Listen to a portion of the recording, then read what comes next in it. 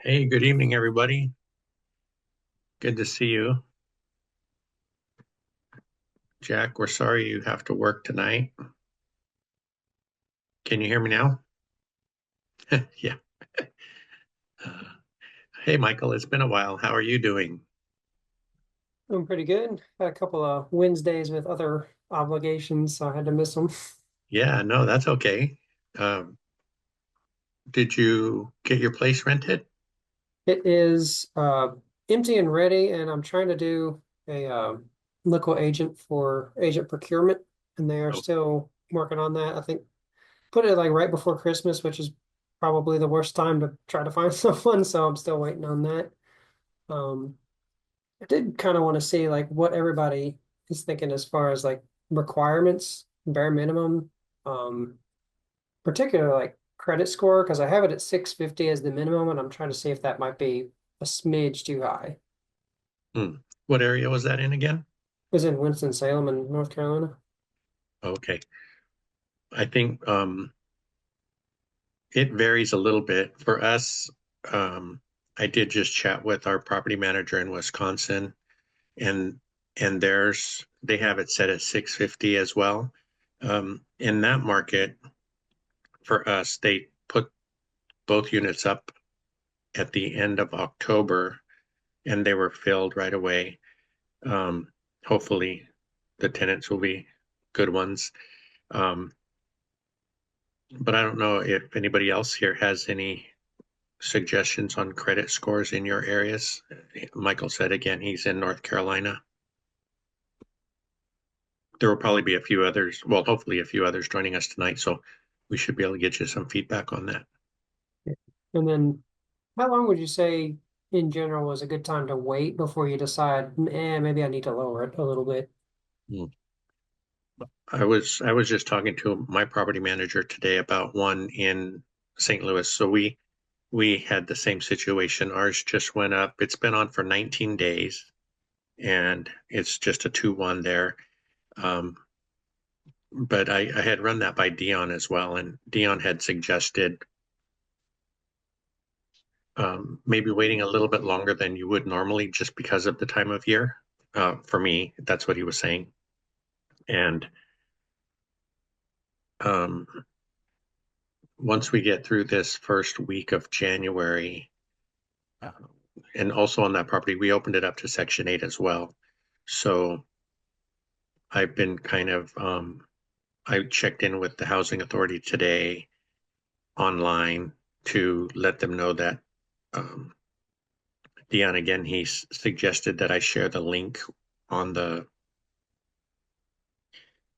housing authority platform. So I did that today. And in speaking with our property manager, I was thinking, I'm not in a super rush. I probably personally on our unit wouldn't have a problem getting closer to the end of January and see what things are like. There's been a lot of, I guess, clicks on the property, but we don't have any applicants yet. So I mean, I guess there's been some interest, but not enough to for anybody to apply yet. Yeah, And and she's had a few showings for it, so it's like oh, because it's the one that I was living in for a while, it's like my W-2 income can cover it, so I'm not like bleeding because I'm not bleeding money to mhm, not to have it empty. mhm, I'm just not making money when it's empty. So I'm right. not in a super rush because I am kind of, it's, first one. So I'm trying to experiment and be like, okay, how does this agent do as far as filling it? Because it's, experiment gone awry isn't exactly as painful as it could be because I don't have I can still cover it with W-2 if I need to. hmm and this one you were going to manage it yourself? I'm kind of doing the hybrid. I'm being as hands off as hands on as I can be at the same time. Hmm. So I'm trying to see if I can get the tenant procurement.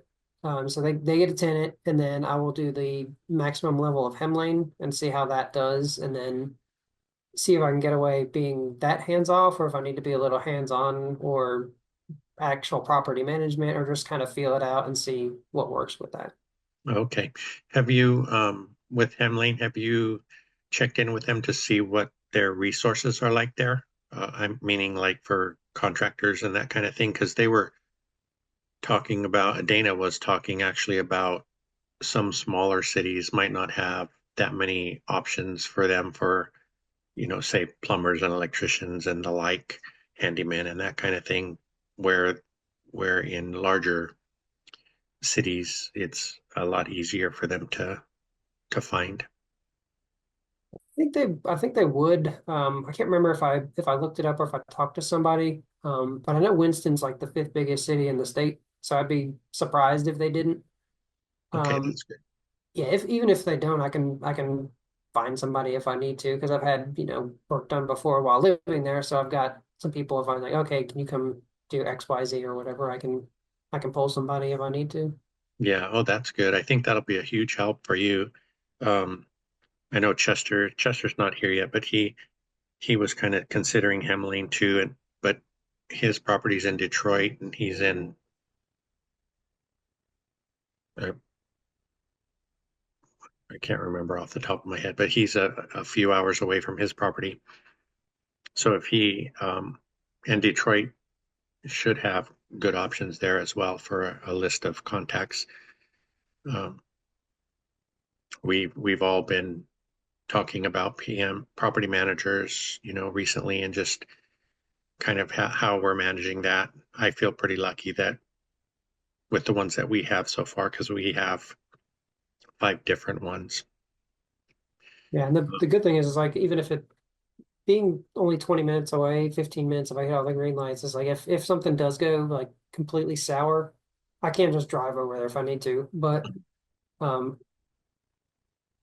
that's kind of why I'm trying to do it locally so that if push comes to shove, I can go there. The only issue is and I think we talked about this like a couple of months ago, is the due diligence fee, um, which I think may not be as big of an issue with the market switching, but it's still, it's the local custom.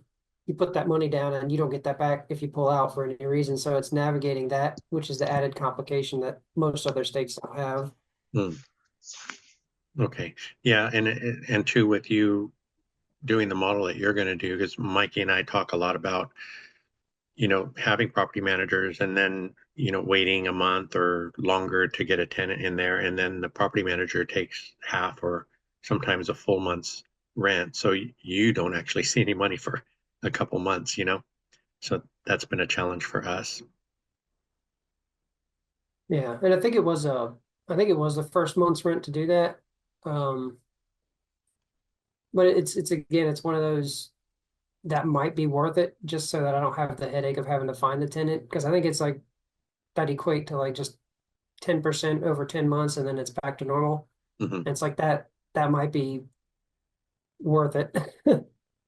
Yeah, and then to whatever platforms they're going to be advertising your place on and things like that. It might be multiple different places they're going to put it up. I think I know ours is on Zillow, the one that we just put up in December, and I'll have to check and see if that's what other platforms it's on. But I did want to experiment with Hemling's uh not the one where they find the agent, but the other one. But the only thing that I'm kind of nervous about is the self-guided walkthrough. mm, There's part of me that's like, if somebody walking through that house completely alone as opposed to they have an agent with them, it's just in the back of my mind. It's like, I feel like he might behave better if the agent's there. yeah, that came up a couple of weeks ago or within the last couple of weeks on our call, and most people didn't feel too great about that option either. And I think I think I read something you have to buy a lock or something from them, the specific lock, Mhm. um, which I don't really want to do because I went ahead and bought keypad locks to just for ease of access. And I don't want to have to keep swapping those back and forth in and out just for that, which is a small thing, but Yeah, there's a reason I got the keypad locks is so I would be able to keep that there.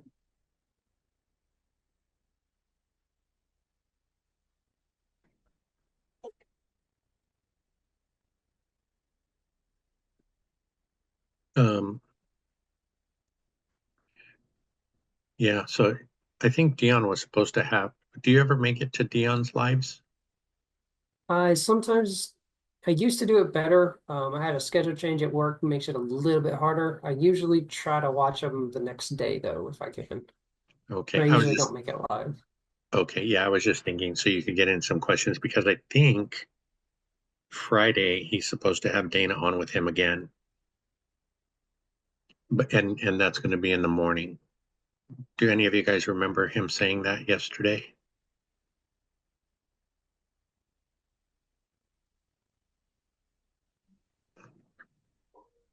Yeah, I thought so. Hi, Esther. Thank you. Mm. Yeah, it's going to be in the morning at 8 or 9, huh? On Friday. Yeah, I don't know what time though. Okay. Yeah, it'll probably pop up. Maybe tomorrow it'll pop up on YouTube. But yeah, if that's possible, you can always get on there and ask her some questions. I do like the customer service aspect of Hemling so far. Because I did sign them up. They gave me the like a sign up discount or something. Hmm. But then they noticed I haven't been using them, and they called me the other day and said, "Hey, what's going on?" I was just like, "Well, I'm still trying to find a tenant," and they actually we're fine to pause my service until I get somebody in there, so I'm not going to keep getting billed for it, which I did appreciate the effort Oh, of reaching out and offering me that. yeah, that's a good sign.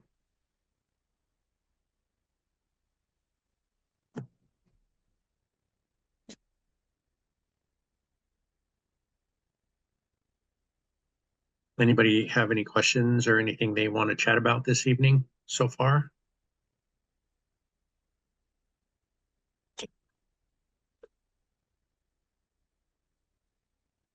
For us, like I was saying with Michael, we have that one unit that we got on the market in December. That's in St. Louis. Um, has had a bunch of views on Zillow, but no other activity really. Today they got a hold of me because they had a pretty bad storm over the last couple of days, so they need to or they want to remove the snow and salt around the property for when they do have showings or if anybody goes to the property so they don't get hurt. Um, every little thing costs something, of course, with through the property manager. He was saying that could be about $100, between $100 and $140 for them to do that. They sent a picture actually of the property and then they got a couple feet of snow, so I think that's probably worth it. We also talked about um, yeah, I was a little concerned with, pipes freezing and things like that if the units are vacant because we have 3 vacant properties there in St. Louis. The two other ones are still being worked on, but he also mentioned that they usually leave the heat on to a certain temperature on the two of them are pretty close to being done, and the one that still has more work to be done, they had um, drained the water lines, and they go around each week. They try to get around to each property each week just to check and make sure that things are still okay.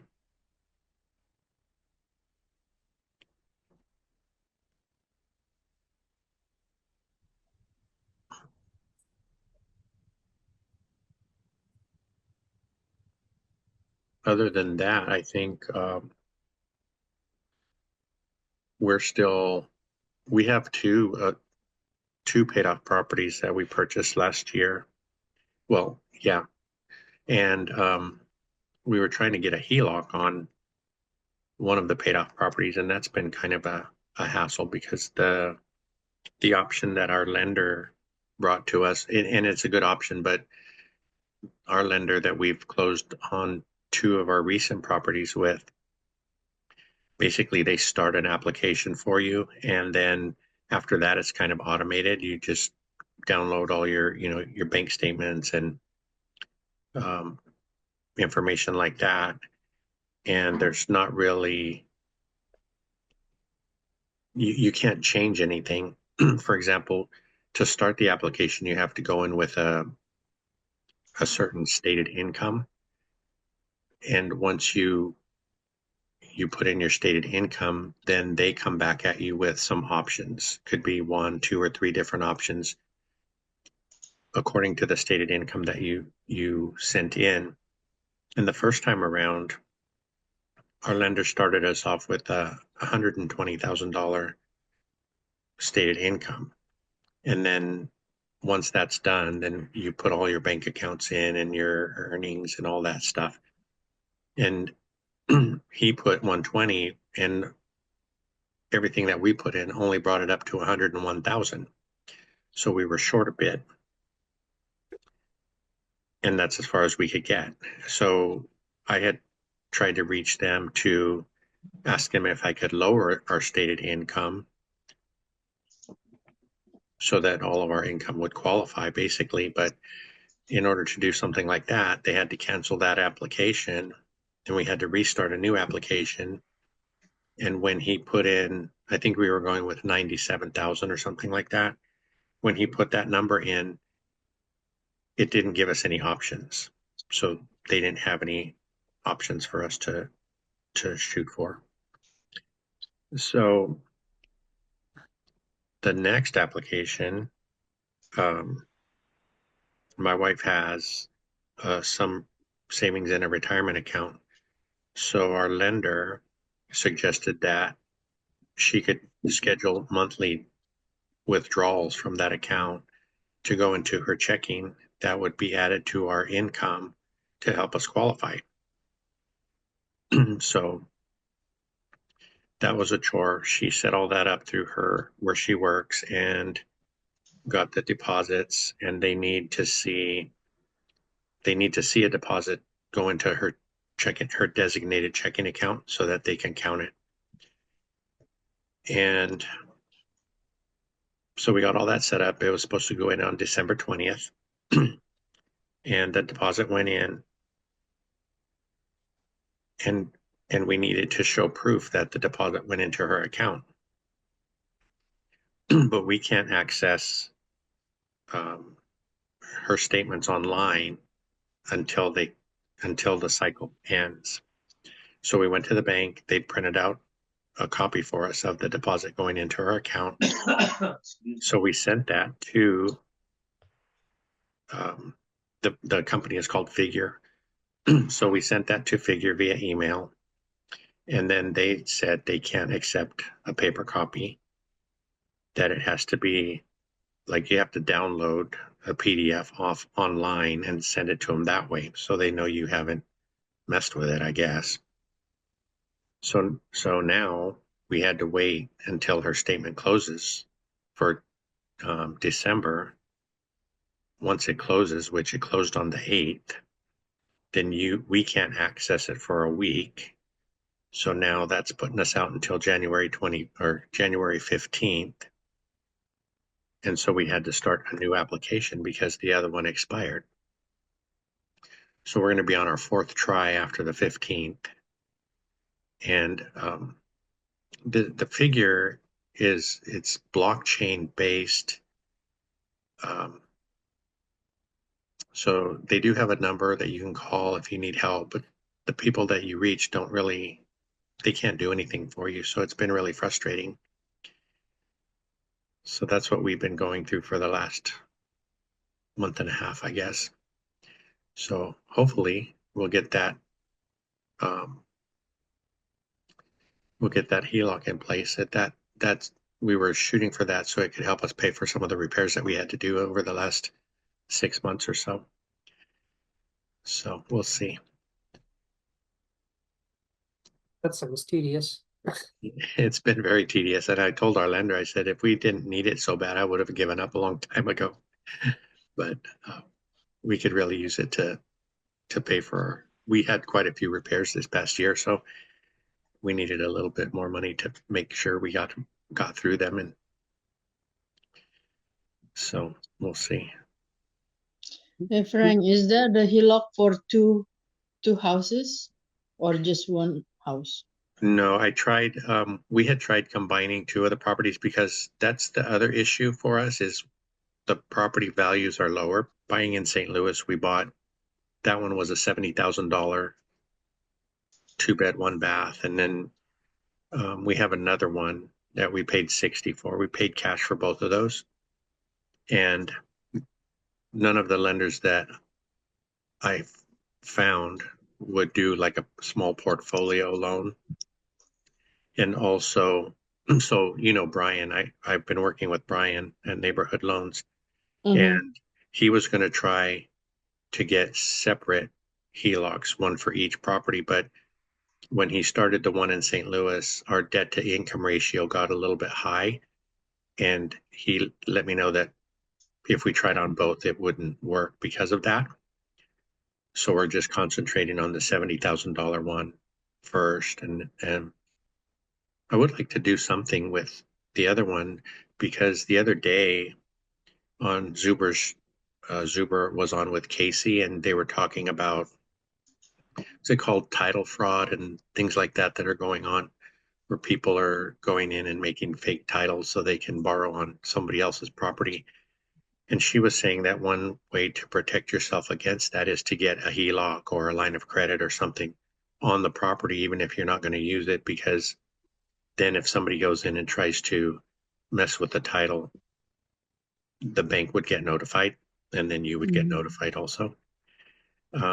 Like Mikey had suggested trying credit unions locally in St. Louis, and yesterday I called about 6 different credit unions there, and none of them do HELOCs on investment properties, only primaries. So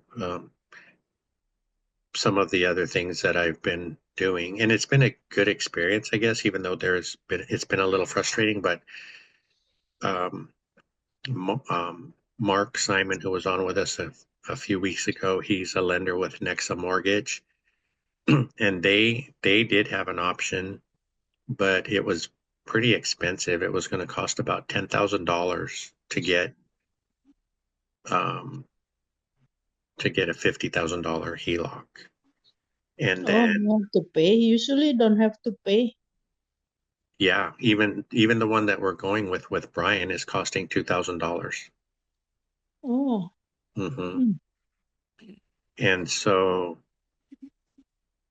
we also tried, I just asked because we have quite a bit of equity in our primary.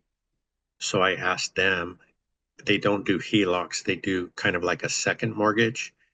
And that was still going to cost around $10,000 to get I think it was going to be a $75,000 loan. So that was too expensive. I can't see wasting or spending that kind of money. Yeah. Mhm.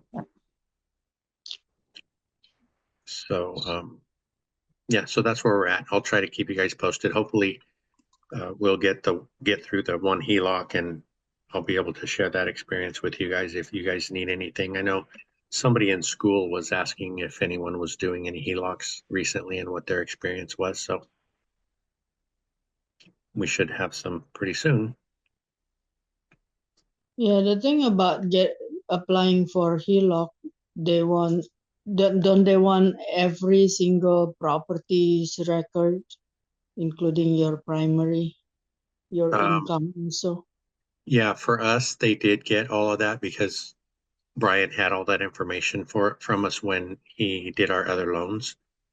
So he sent all that in from from our folder that he has, and then we just needed to update some of the bank accounts because when we started out with these properties, now we're getting close to our 4th year now, but I started a bank account for each property because we only have, well, right now we have 5 properties, but we only have loans on the 3. So I have a bank account for each property. So we just updated that information, and now I think because we've had to cancel applications, now I need to update like Cynthia's pay stubs and stuff. So we'll see. So don't they ask for the property management statement also? No, they haven't asked for anything like that. Oh, Yeah, they haven't asked for any. I'm trying to remember what we gave Brian. We gave him.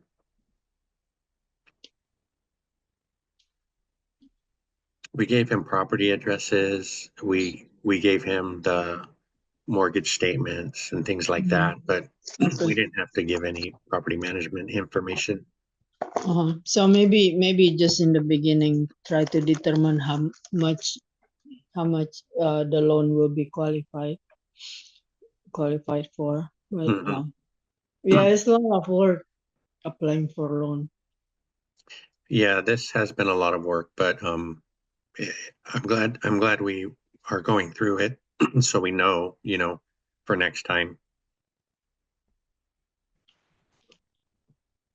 Yeah, is Cynthia qualified to withdraw from Yeah.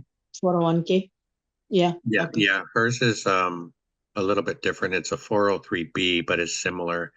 And so she was able to draw enough each month to bring. So the other thing that they did, because Cynthia is the W-2, they Mhm. were only working off of her W-2. They didn't include anything that I bring in. So that's why our Yeah, that income kind of was. stupid, is it? Your income probably more than Cynthia's. Yeah. Yeah, I don't know why that's the way it is, but like I said, Yeah. if you guys look up Figure and you can, they have reviews and stuff, and they have a lot of information on them. It's kind of like it seems like it's a bunch of private money lenders that pool their money into this company and then they lend it out, for returns and still so the interest rate on if we get the HELOC, it's 9.6. Oh, you know, um, I think Cynthia can take out from her 401k. I think the interest about 9%. Did you guys check it out? She has one loan out with from her retirement account already. I forget what it was. Was it 6 or something back then? Yeah, it was 6% back then. That was our next option.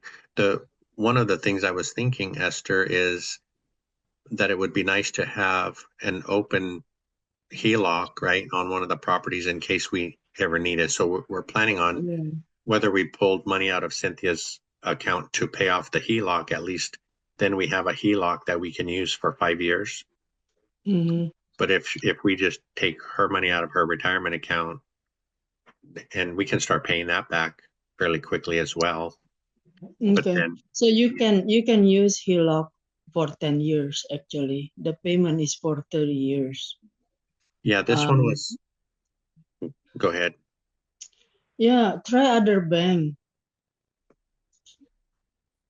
Mm-hmm. Try Yeah, other bank. That's really high. The interest rate is very high. yeah, it is. Mm. And what was I going to say? So on this one, it was amortized for 30 years. So what they do too is when they approve your loan, they give Mm. you all the money Yeah. right away. Mm. It's not like it's there and you just pull what you need. They give you Oh, $50,000 and then oh. you start paying on that. And then just say if we use 25,000 and we put 25,000 back, then of course our payments get adjusted for that amount. But the next time you draw, then you would be drawing at whatever the interest rate is at that time. And it's still fixed for 30 years, but just say if we use 25 and we put 25 back and then in 6 months we need another 10, so we pull another 10 out. If the interest is higher or lower, you would be getting the money at that rate. And this one only had a draw period of 5 years. Okay. Yeah, so it's pretty different. Then what's the term for paying off? 30 years. 30 years. Yeah. Yeah, another way. Yeah, apply now before Cynthia retired. Because Yeah, when I retired, they say, "Oh, your income is not enough to borrow money." yeah, I remember you going through that. Mhm. It's been like almost a year, hasn't it, Yeah, yep. since you Last year retired? I applied last year. They say Mhm. not qualified. I have 4 properties already paid off. What are you saying? Like And none of that four helped. properties, four properties paid off. Oh, that doesn't count. They're looking at basically they like W-2. Yeah, it really makes it easy. And I'm not sure what it would look like because so in the future, again, before Cynthia retires, there's got to be another option that where we could use both of our incomes, like a conventional loan. But I'll just have to keep looking. I see what your comment in here, Sam. I don't know Huang Tran, but I'll definitely check it out. Have you spoken with him, Sam?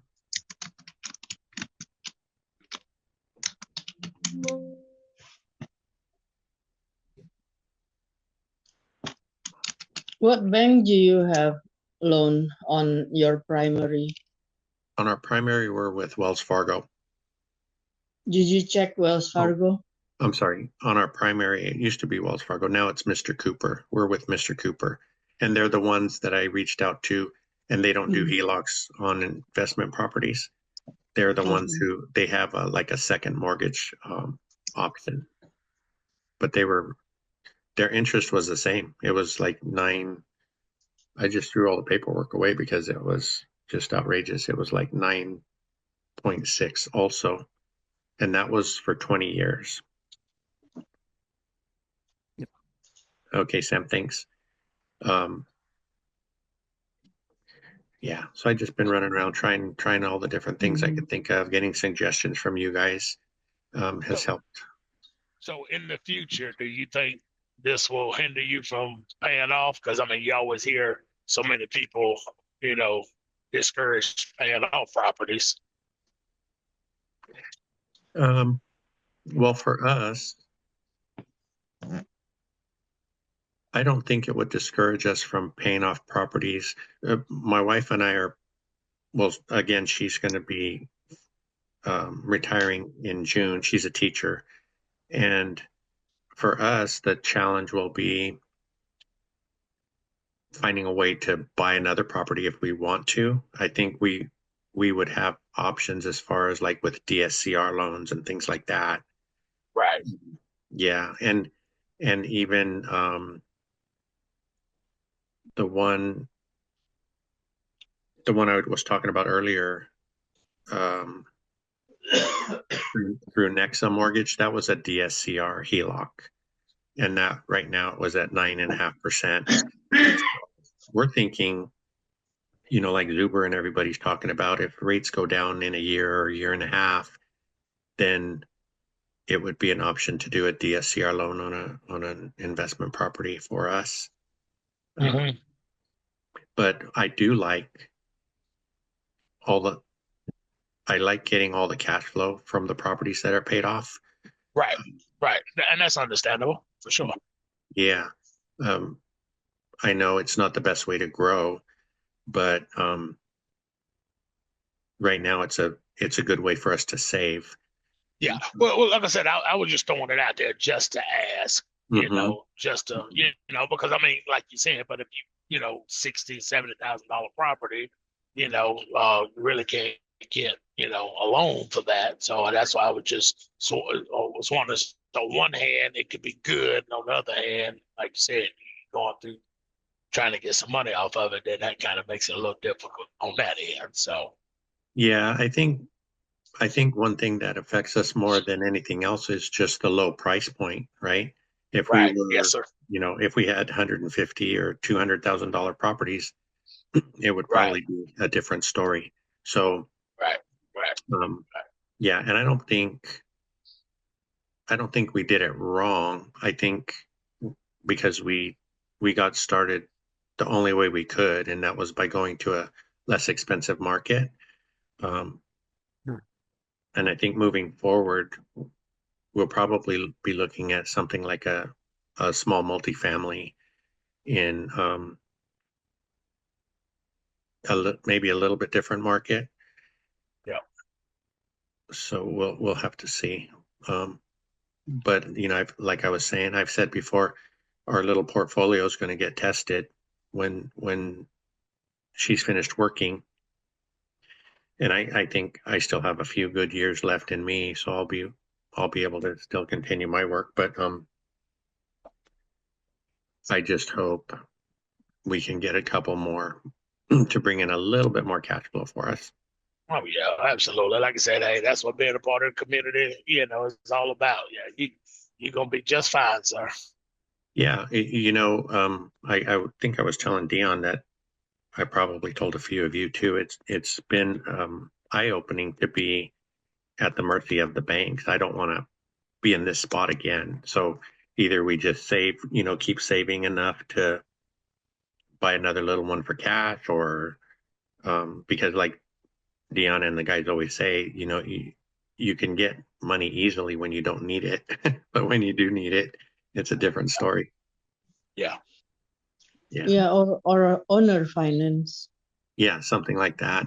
Yeah, just wait until owner finance or something. That's what we're doing. Wait until owner finance. We just did one just in December. Close in And- December. Yeah. And owner finance, Yeah, owner finance, yeah. the one This that is my house in Gary. oh yeah. Mm-hmm. Oh, I didn't realize that was owner financed. Yeah. So we pay about half, about 30,000, and then the other 30,000 we finance. Yeah, we're paying just a little bit. Oh, that's good. And Yeah, I know think there is other way, Frank. But I think it's good idea to get, extra kind of buffer for HELOC before Cynthia retire. yeah, that's what I was Mm. thinking. And you know, I've been also and I'm not sure, I don't know if you guys have any thoughts on this about because we also have business credit, right? We have our personal credit cards, and then we have business credit cards that we were able to get when we started investing in 2020.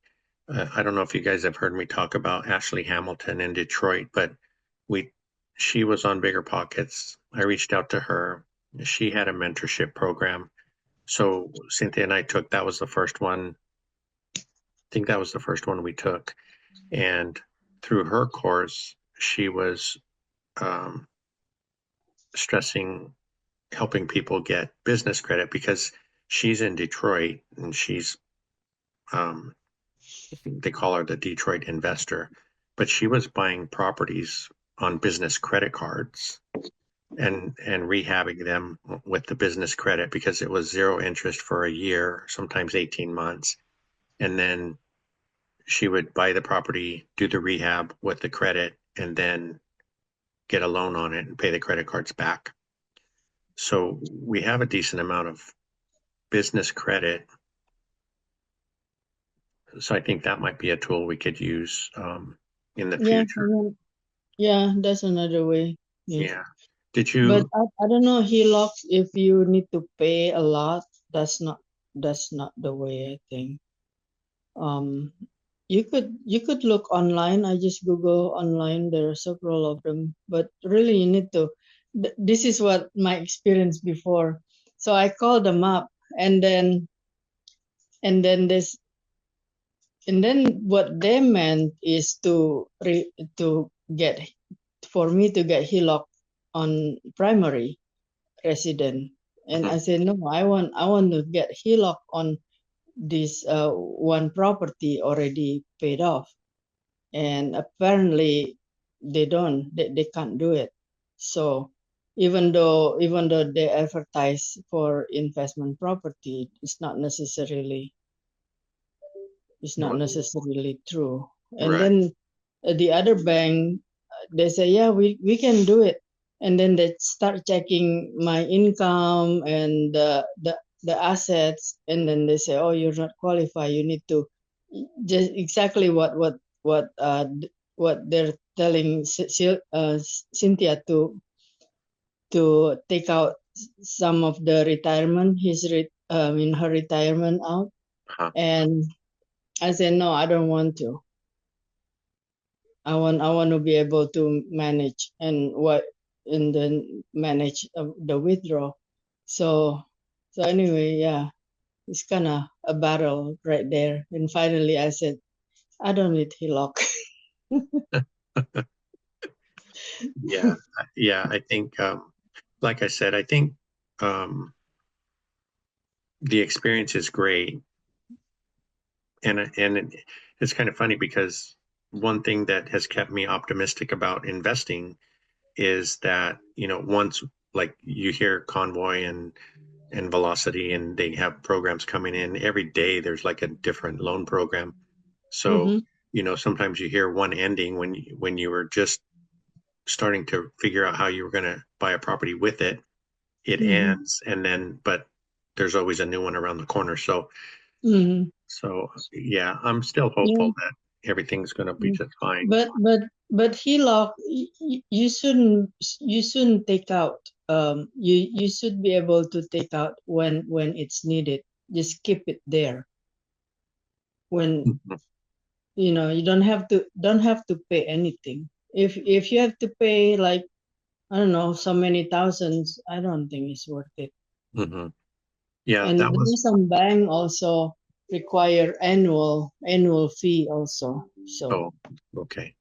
so Yeah, I just say no, I don't want to pay annual fee. mhm.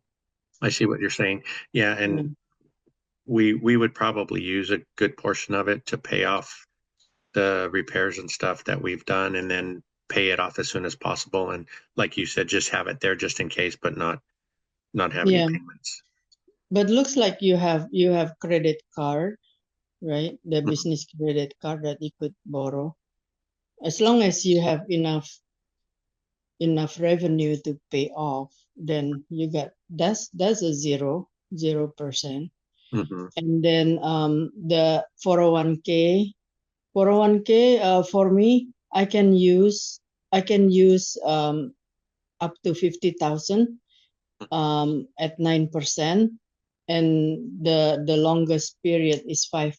I need to pay it off within 5 years. Yeah. So, but whenever I have revenue, then I'll just pay it off, pay pay more, then I can borrow more later on. Yeah. Mhm. So just a little bang, just like a little bang there. On that one, you said 9%. Does any of that go back to you?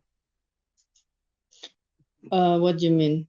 Like in on Cynthia's 2%, so her interest rate was 6%, and 2% went to 4% went back to her. So she was Uh-huh. paying herself back 4%, but 2% went to the whoever her 401k was through. Oh, yeah, that's better than mine.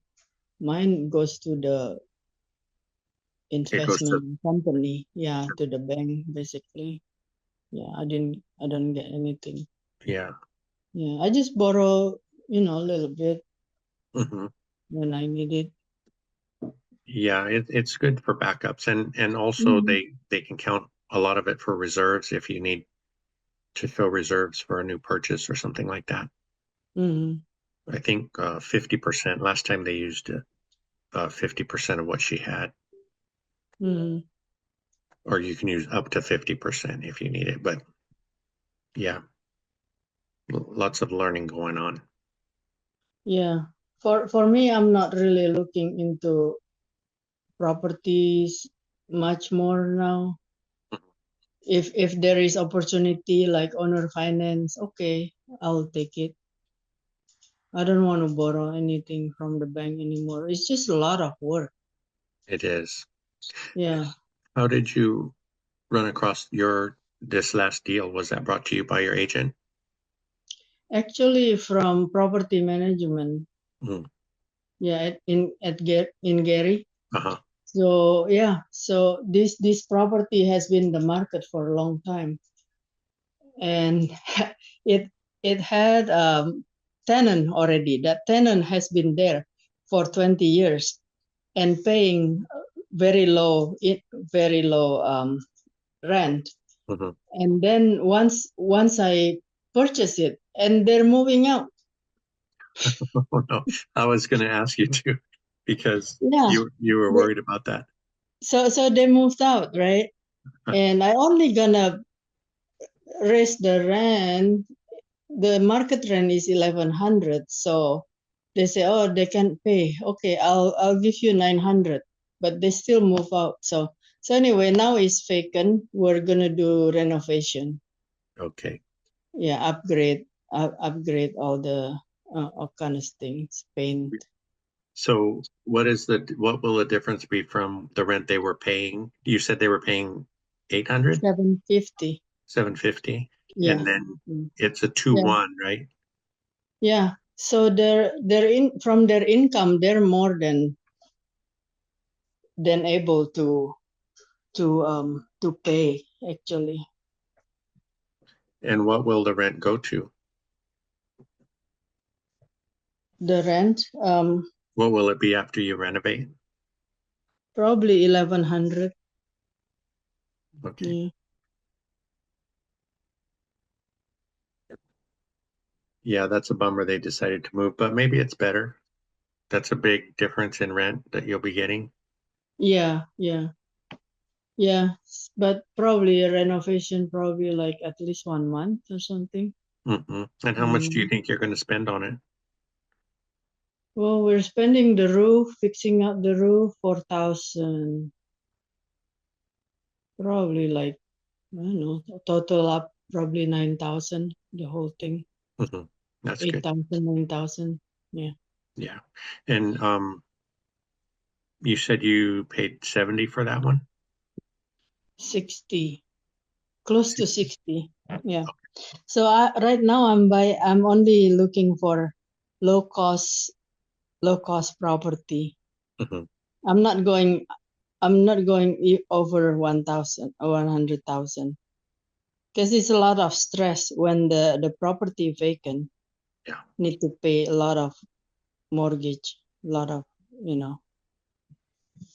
Yeah. So like this, if it is vacant for 1 month, 2 months, it's less stress, a lot less stress. Mhm. Yeah, I think that so far the profit margin has been a lot better too, right? Because I know we closed on 2 in the summer, and one was 70,000. The most expensive one we have in St. Louis was 106, but one mortgage is $488 and the other one is $740. So Yeah, we that's can still good. we can hang on a little bit, to wait for a good tenant. And we did we did a new roof and some other things like that. So we're putting a little bit of money into them. So hopefully as soon as this first one gets rented, then we'll have a better idea of what we'll be able to do with the other 2. Because the one that's up for rent now is a 2-1, and we have another 2-1 that's getting renovated, and the new one, the latest one, is a 3-1. So I think the rents on the 3-1 will be quite a bit better than the 2s. So that'll be interesting. Yeah. But if the property costs less, then it's not very stressful. Yeah, and thankfully the other one that's vacant right now is one of the ones we paid cash on, so we don't have a payment there, so that helps. Yep. Okay. Yes. Did you check online, Frank? Check online for The for HELOC on investment properties. something like that. No, I haven't checked online yet, but I do have a note to do that tomorrow. Yeah, And check then it out and contact them. Some of them you can fill it out initially from. I'm not sure this Rocket Mortgage. yeah, they like you said, they say a lot of things to get you on the line, and then once you're on the Mm, line, there's all these restrictions. So that yeah. I did talk to them too, though, now that you mention Mm, it. okay. I think there is one Better Mortgage, probably more reliable. This Citizen Bank is, I think, this based in California. Because I have a account, saving account with them, CIT Bank. That probably good. Okay. Yeah.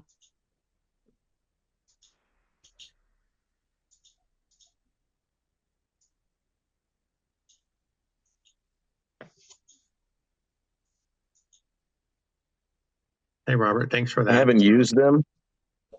Hi, Ryan. Hey, Frank. Hey, I was just going to say I haven't used them, but I followed the owner of lendzen.com.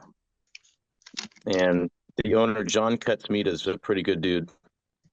What was it again? Lend? Lendzen.com, LENDZEN.com. Okay. Yeah. But like I said, I don't have any interaction with the company itself. Just I do know that the owner, John Cutsmeet, is a good dude. Okay. Yeah, thank you for that. And like I was saying earlier with Val, I think buying these small properties, for low amounts is part of my issue. But and there was talk earlier in the year, well, last year, um, about portfolio loans and things like that. But when I reached out, there's another guy, his name's Graham Parham, and he's with Highlands Mortgage. And Allie Boone, who was on with us a couple months ago, she works with him a lot, and he does a lot of stuff in the Midwest, but they couldn't do anything for our situation. So we'll keep trying. I have some good suggestions from you guys tonight, so I'll let you know what I find.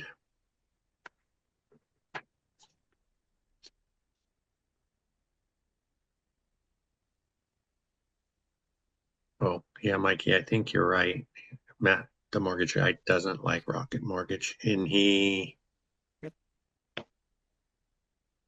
had he had said there was another option. I can't remember who he said he sent me an option and said that they really suck, so he wouldn't use them. But I guess they were someone who lent lower loan amounts like we need.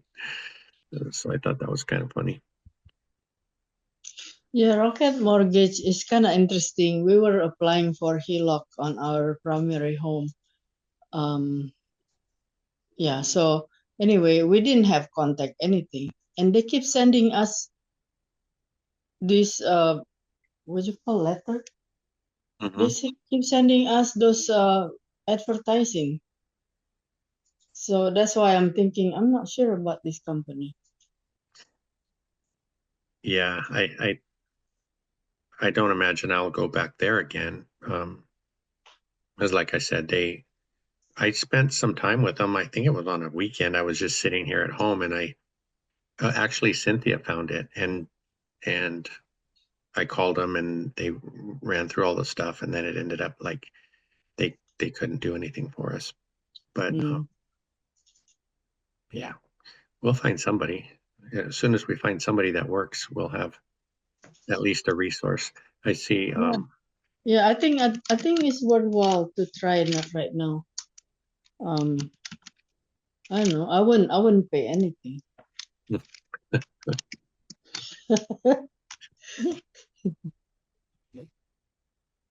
Think you're smarter than I am. No, it's not. I'm just not paying. Yeah. There's a hi Sean, were you going to say something? No. Okay. Well, it's good to see you here. I was Thank you. I was gonna say, last time on our last meeting, you made it to the end. I was so shocked. Did I make it to the end? You did. Yeah, all the way to the end. You're a trooper. Or unless you were just sitting there and asleep and it looked like you were awake, maybe. Where are you, Sean? I'm in Georgia, Frosty, Oh. Georgia. Frosty. Are you guys You're, getting snow? you're colder than here. It's 20s outside right now. Oh, you. Ours is close to 50.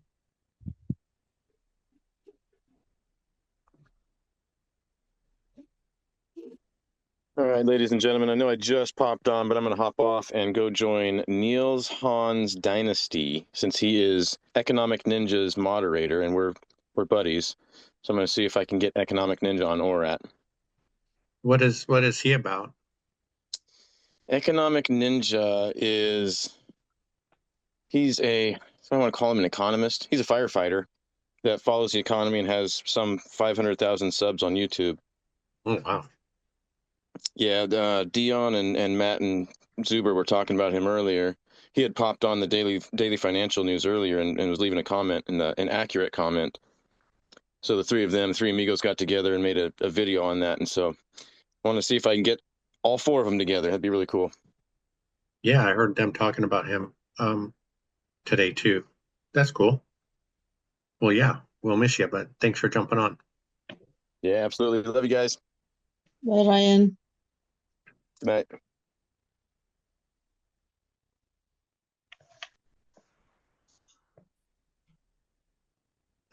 Yeah, just before I came, I saw Zuber was live with Simon, so I figured Hyder would be torn to to go see. Yeah, he probably has all 5 different computers opened up, watching every one of them.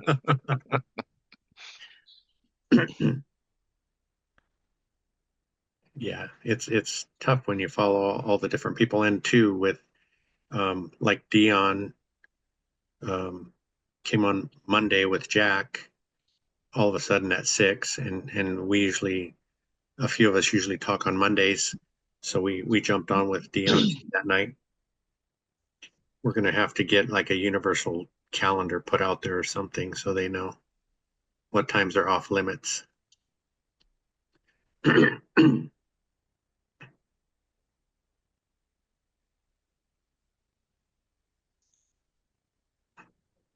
I think most of them know that we're on Wednesdays. I haven't seen too many people do a Wednesday thing, except when Matt was doing his for a couple of weeks.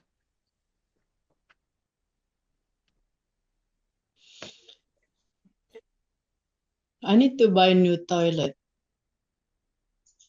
What brand is good to buy For your home or for your rental? for my home? Well, I usually, it's kind of funny, but I think it's American Standard. They make one called a Cadet 3. And if you look at the picture on the box, it's the one they have a bunch of cue balls in the toilet, Uh-huh. and it says that it'll flush them all. And I usually install those for my customers, and we've had really good luck with it. American Standard's a good brand. The Jack is mentioning the Gerber that Matt uses, the Gerber Viper. Viper. Okay. Yeah. Isn't there so many? Is it only one Gerber Viper, or they have other models, certain model? No, the Viper is the one Matt buys. They do have some other toilets, but Jason says there's a Viper 2. So Okay, Viper 2. Okay. yeah, Viper 2. And then for rentals, do you guys use this kind of toilet also? I would. like Home Depot, they have like what, Glacier.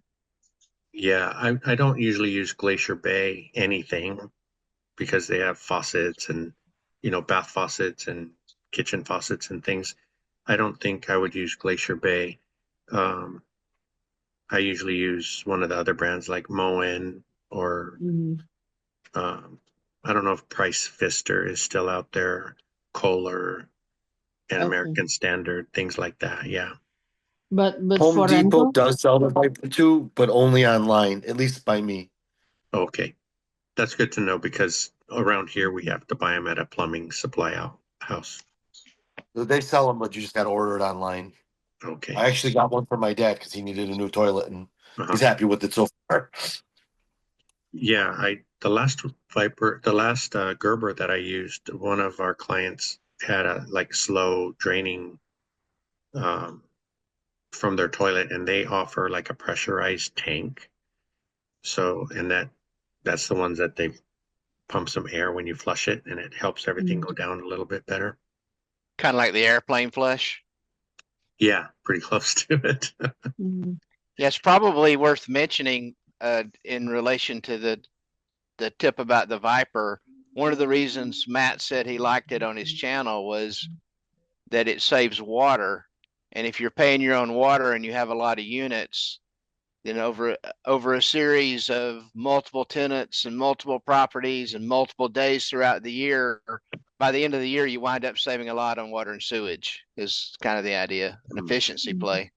With that many units, yeah, I could see that happening. So do you guys use Moen or Kohler for fixtures, plumbing fixtures for rentals?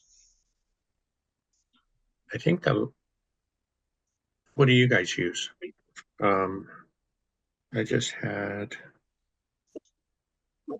you see what I, Yeah. So far I use whatever was there when I bought the place. you mean you haven't changed them yet, or I've never changed the toilet. Same exact thing. Everything was already there. It's still there. Okay. So when it comes to toilets, I look for the tallest ones. And there's one online that's only sold by one manufacturer. It's like 22-inch high. The Viper also has that because that's the toilet I got my dad. It might have been 21 inches. I'm not positive, but it was the chair height one because that's what he wanted. Yeah. And they're the same price as the other toilets anyways. So Mhm. Yeah, when I check online, there are so many kinds. yeah, but there's the short way. You gotta look at the height, and then there's round and there's elongated. Okay. Right? Yeah, that's right. Yeah. Yeah, there are some toilets is really low, right? For Yeah, the short old people- ones, for the short older people. ones, right? The older ones used to only be like 13 or 14 inches in height, but now, like Matesh is saying, I think that Cadet is actually 17 or 18, and then they make like a handicap toilet that's taller. Mm. For kitchen faucets and stuff, I've been using Kohler. Isn't it expensive, Kohler? Well, the kitchen faucet that I just put in, it was like 179. And We went to Costco this past weekend. They have a Kohler, what's that? The new 33-inch drop in with the handle faucet. I think it's like $299. So if anybody's looking for, but I wasn't gonna say that's for your home, not necessarily a rental, But I'm going through my parts list over here at Home Depot, so I feel bad. I'm about to change up all my. But I love it though. I got to change up all my toilets because that's what I've been buying. Is Glacier Bays. I've been buying the Glacier Bays, the $100 Glacier Bays with the push button on the top, and we've done 3 rehabs now. And knock on wood, we ain't had a lick of problem. And I do have a Section 8 tenant. And when I tell you she's rough, buddy, she is rough, and they ain't had no problem. So I'm gonna knock on some wood there. But no, it's definitely lovely to hear hear the Viper and all these other brands of toilets and whatnot. But that hurts. You're going from 200 to 100, but hey, it is what it is. So. Yeah, Yeah. well, that's good to know, and it's nice that you have some experience with a few of them that you haven't had issues with. That's great. One of the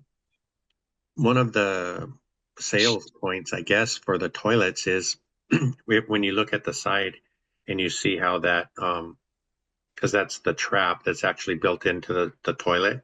You'll see that S.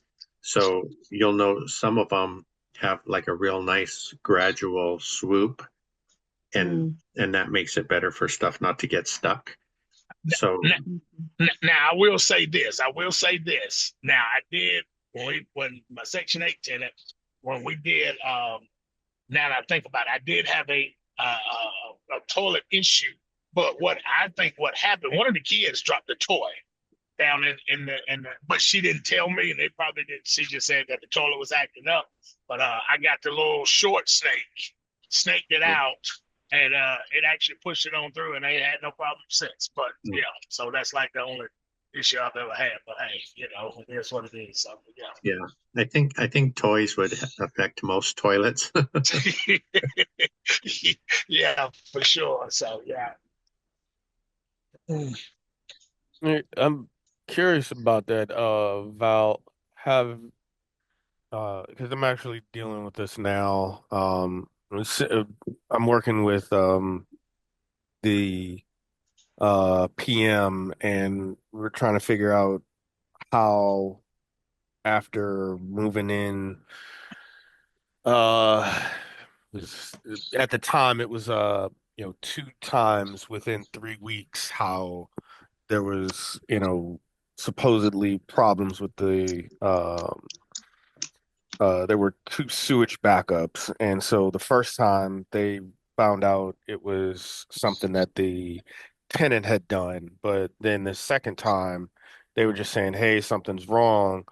But now there is language in the lease, but in terms of addressing it with the tenant to kind of let them know, hey, we'll make sure to take care of the make sure that the toilet flushes, or the sink goes, if it's a slow drain, things like that. But whatever the cost is going to be, if we find out that it was you who put something down the drain or down the toilet that you weren't supposed to, you're going to end up being the one having to, front the bill here. Like, have you had that conversation, or was that something? No, Chester. I'm a pushover. That's why I had to get a property manager. I got a big old heart. But now I will say, I did talk to one of my buddies, which is a little bit more experienced, and so that was something that I was wanting to put into my lease moving forward, was the wet wipes. Everybody now wants to be extra clean, and they want to throw wet wipes down there. But I don't know if you've seen any articles of YouTube like these wet wipes or dude wipes, all of this. I mean, it is tearing up septic systems. But you can put that in your lease, and if something does come back, then yeah, definitely charge it back to them. But moving forward, but that's why, we get on these calls here just to kind of, bounce things off of one another. You know what I mean? Yeah, I no, would, definitely. and not to say nothing, but I went to, maybe TMI, but I went to Alabama and hung out with one of my buddies down there, and he had a debate. And I'm almost like, well, hey, if everybody wants to be super clean, I'd rather you put a debate on there than using these dude wipes and flushing them. You understand what I'm saying? Yeah. Yeah.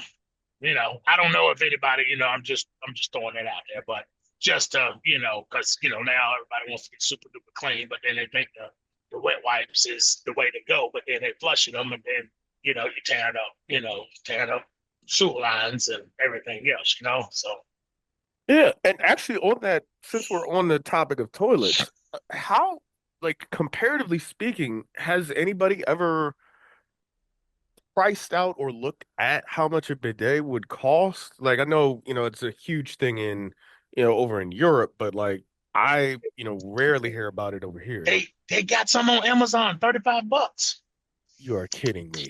Are those No, battery operated? Because most you need, no. like mine, I have one at home. I'll never live without one again, but it's got to What? plug into the wall. Yeah, yeah, I got some. It's in a blue box. I can't think of the name of it. It's at the house. I can definitely take a picture and shoot it to you. But I got two of them at the house right now. I ain't even installed them. But my buddy down in Alabama, he picked them up, and he's like, he has sent them to everybody he knows.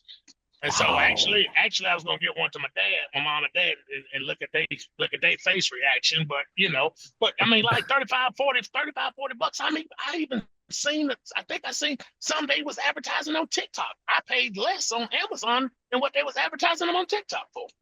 Gotta be kidding me. Is it battery operated? No, sir. No, sir. No. Oh, it's not? No, Wow. no, sir. Mm-mm. I paid a lot more money for that than forget- 35. Yeah, well, forgive me. I No, don't, I no, it don't was- have the. It was Yeah. a year and a half ago. I wish I got that one. Yeah. Well, like I said, it definitely changed the game for me. I've never been that dude, but it was like woohoo. But now when we went to Hawaii, they were in Hawaii. We stayed somewhere in Hawaii, and they had them, and that was the first time. And so yeah. That's I got it interesting. because it saves me money on toilet paper. A lot of money. Well, you know what? That makes it. It does.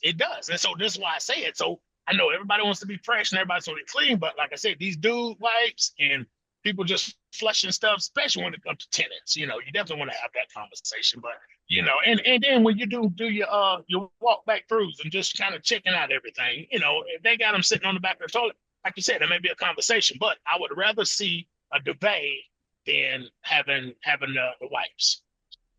Now that makes me think, would it make more sense than to put a bidet in a property? I don't know. I don't. You're probably going to you use know, more water. Would be my only concern. Yeah, and then if the Mm, kid, yeah. then if the kids in there, then they want to shoot water all the way across the yeah, that might not be. That might Yeah. not be. No, I'm just, no. I'm just, like I said, hey, we're just talking. But I'm kind of like that. That's my thing too. I look at, the worst case possible scenario. These are tenants. They're gonna tear it slab up. So you just have to.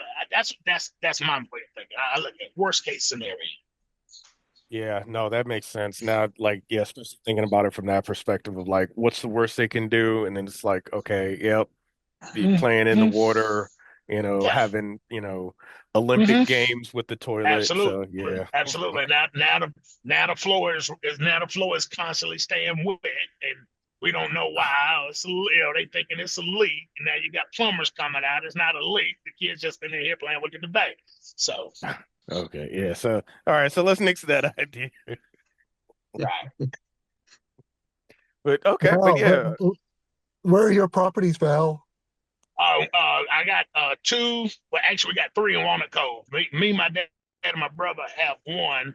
That's the Section 8 tenant, and then I have two. I have two in Walnut Cove, and then I got a third one in Greensboro. We ain't gonna talk about that one. Still, yeah. What state is that? North Carolina. I'm sorry. Oh, sorry. Okay. Yeah, no. You fine. No, you're fine. No, I got one in Greensboro and I got two in Walnut Cove, and then I managed another third one there in Walnut Cove, North Carolina. I got one in Monroe, North Carolina. Okay, cool beans. Yeah, I know exactly where you are. Yeah, I used to haul gas down that way. Yes, sir.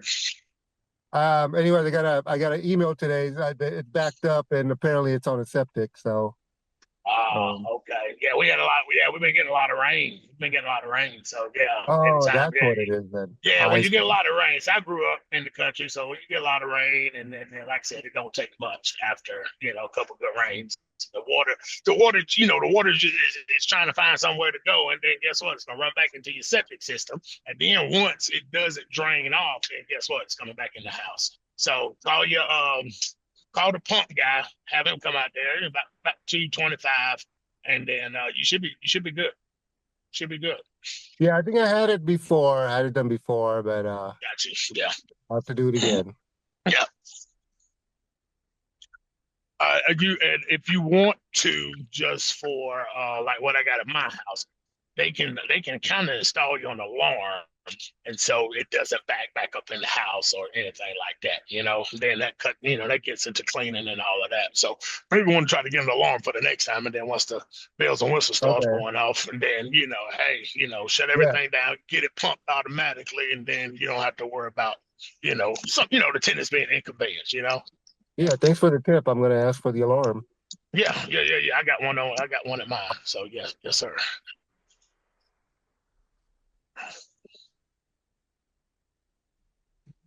It costs us $650 to get ours pumped. Woo! Good gracious, man! Wow. Yeah. So did they have to go out there and dig it up? No, when we moved in, I dug up the lids and I put nice covers and everything. So they just have to pull the lids off and go. And it cost you $650. It's a good thing they didn't have to dig. Good gracious! I know it. I always let my guys dig. I ain't digging nothing, but yeah. Good gracious! Woo, man, that hurt. Okay. That's here at our primary. Gotcha. Yeah. This is at my primary as well too. So yeah. Yeah. I like the sewer. All of our properties, none of them are on septic, but Dion seems to love the septic. And he's had amazing luck with his. I think he said he hadn't messed with any of them for like more than 15 years. I'm like, you got to get them pumped out occasionally or they're going to back up, once that solid tank fills up. Right. Yep. So.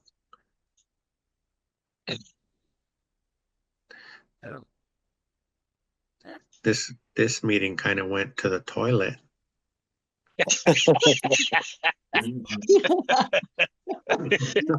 Right down the drain. Hey, well, you know what though? But you know what? Everybody talks about, hey, I don't want those 2 a.m. toilet calls. So hey, hopefully they'll come back and play this one again for sure. So yeah, get themselves a good toilet and a bidet. Yeah. Yeah, absolutely. Yeah, everybody's laughing. Like, I'm actually going to be checking that out here in a little bit. Like, got my eye on that Amazon app. Like, yeah. I just looked them up. They range from like $36 to $80. I always look at the reviews. Just look at the reviews, read the reviews. Yeah. and say you read the reviews and then shoot your shot. I'm envisioning a catchy YouTube thumbnail, got my tenants a fancy bidet to save money, that's clickable right there. Yeah, for sure. That's clickbait. So okay, never mind. I'm looking at a video of it now and it just started spraying some water. So I'm like, okay. And this one,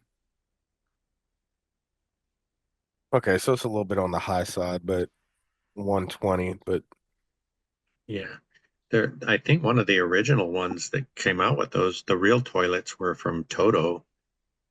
And that was all kind of part of the toilet, but now they're just the lid, the seat that you change and bolt it right on. Or you could buy what they call a Japanese toilet for like $3,000. Is that the one that has like the sprinkler in the center of it? Well, no, that's a bidet. That's what these are. What we're talking about, basically. This it opens and closes the lid. It warms it up before you even walk in the room. They're insane, but they're also, like I said, $2,000 or $3,000. Yeah, they can get up there. They scent the room. They're crazy. I think they even work with the phone app. I'm sure they do. They had once in a while they'll have one in Costco. I think that one's like $2,500. Wow. It's very weird looking, and it doesn't sit on the floor. It sits on the wall. We're having too much fun tonight. You guys, not to change the subject, I have a question about how you guys manage the receipt, the expenses receipt for the rentals. Do you have a certain system?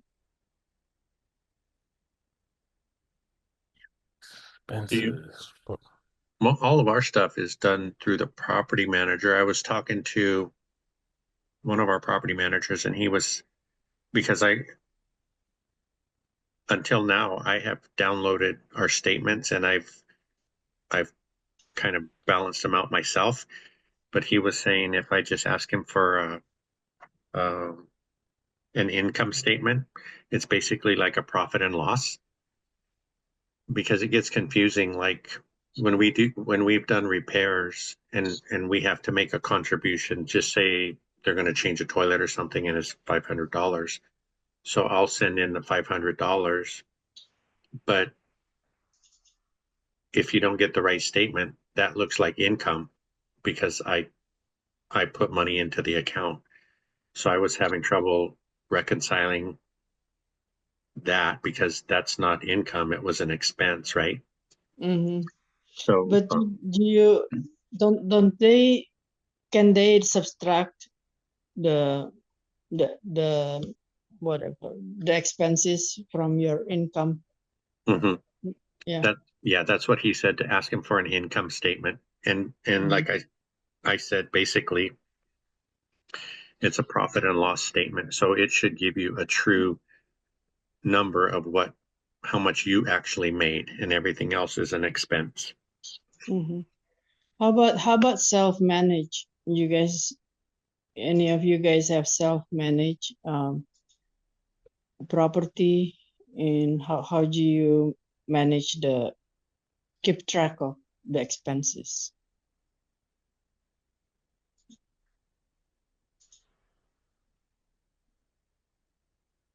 Don't you self-manage, Sean?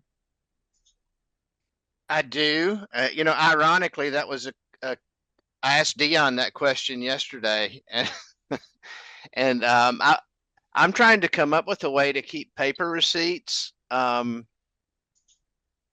doing bookkeeping with Baselane now, and I'm putting like all my property expenses on either a credit card or debit card associated with the property.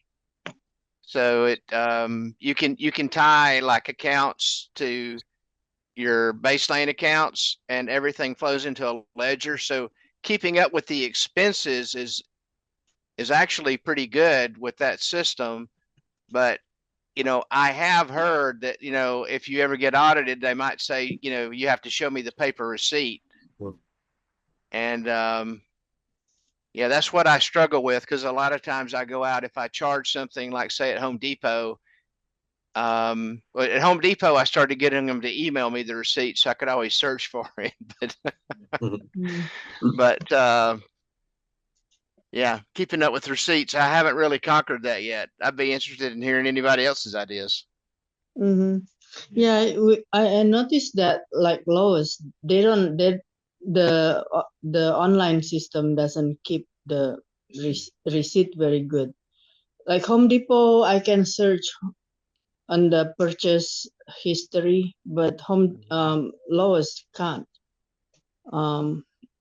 So yeah, so we ended up keeping paper receipt, and then after a while, it's quite a bit. And yeah, and on the top of that, sometimes we shop at Amazon or other online places. So we end up like printing out the receipt. I'm thinking, oh, maybe there is some other way better than this system that I'm doing. We transfer the receipt data to Excel one by one.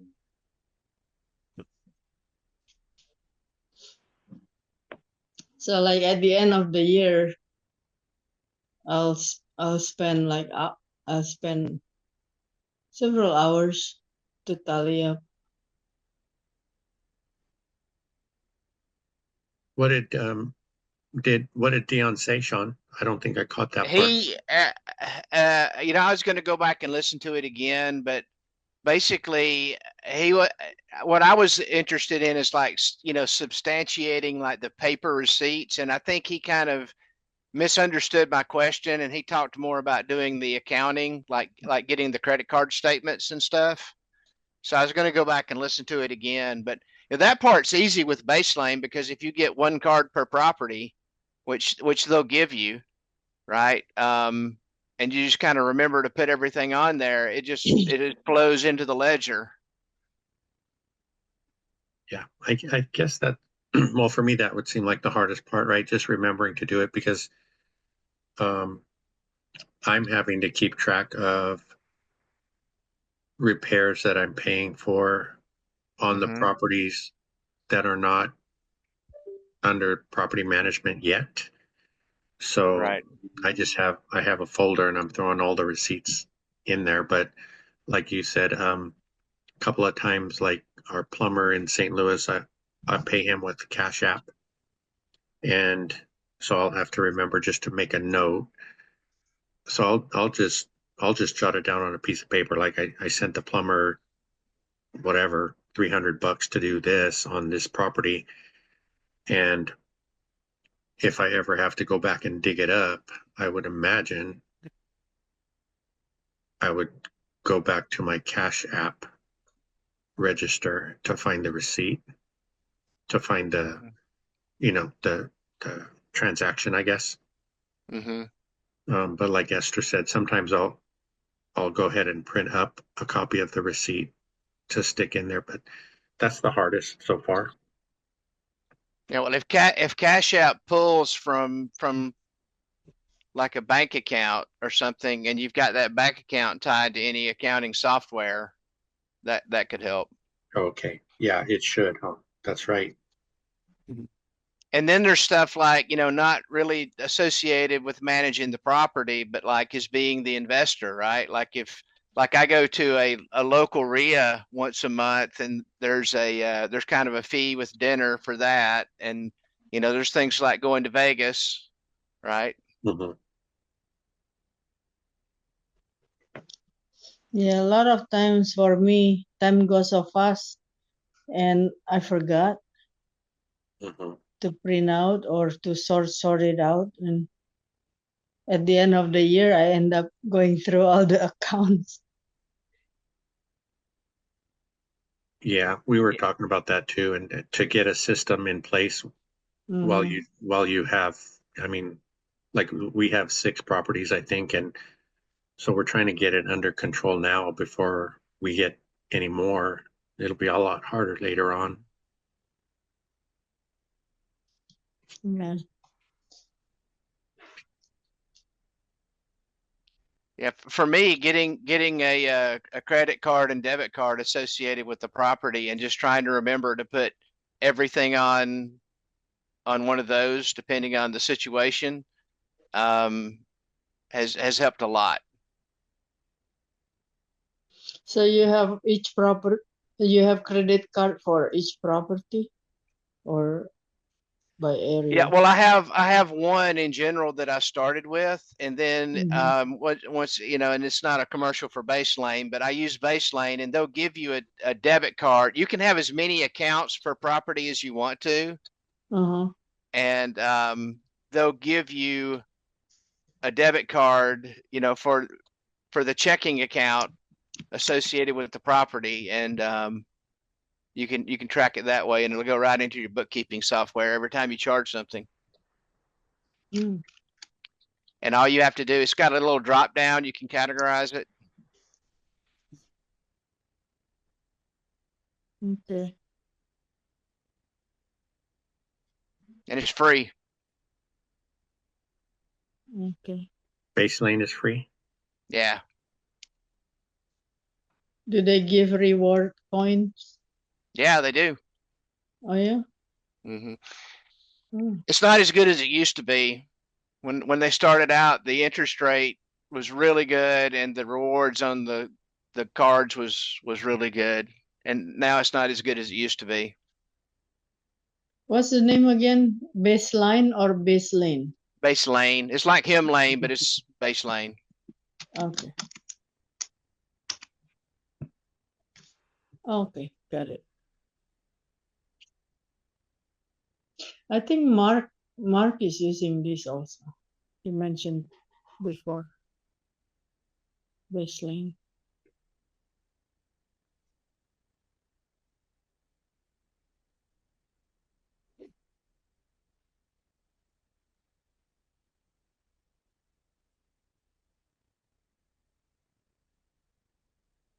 Let's see who else jumped in here. Oh, Hey, Kevin, you must have a property in San Diego by now.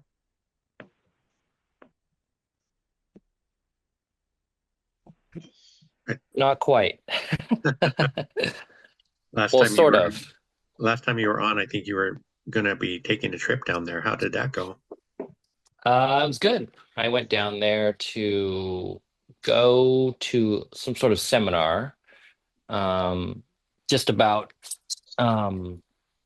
the ADU builds and all that kind of stuff. It was good. Met some investors down there, so I was able to network. And then the other thing I wanted to do while I was down there was drive around and just get a feel for the neighborhoods. So I was able to do that a little bit, not as much as I would have liked, but it was a short trip, so it's really like a day and a half. Hmm. Yeah, but we have a potential deal under our belt that we are in escrow in currently, Oh, nice. sort of. So we'll see if it goes through. But it's a larger build. Um, it's currently like essentially like a quad. So 4 units on there. The primary is a 3-1, and then a 2-1 and 2-1-1s on the property. And actually, this is through the one of the investors I met down there, and so we're sort of just partnering up with a couple of people to get this deal, tackle this deal together, I guess. Yeah, we'll see how it goes if it closes. Yeah, awesome. When will you know if it's gonna go through or have a better idea? It should close in 2 weeks or so. Yeah, everything seems to be lining up. We have some funding going on. We're sort of currently trying to see what the equity positions are and understand all that stuff with the LLC, just because we're all going to be managing partners under the LLC, and all have different roles. So right now, on our side, there's two of us. We're going to be capital partners, and just sort of learning the ropes. But yeah, the other two are going to be doing the work. Oh, that's great. Yeah, since they're also boots on the ground, we're a little further away. Yeah, so that'll be good. Yeah, Hopefully good that, deal. yeah, not quite what I envisioned for first deal, Mhm. but yeah, we're planning on building 4 ADUs on there, so it'll be like an 8 unit, essentially. Wow, how big is that lot? Let me think here, 8,000 square feet or so. Oh, okay. I would It's have not thought like it. huge, Uh-huh. but the floor area ratio is like you can build probably half of it or so, a little more than half, so 0.55 or something like that. So, yeah, it's we'll see how it goes. No, that's exciting. So the units that you will be building, what is about the square footage that you're gonna be able to do on those? We're still exploring that.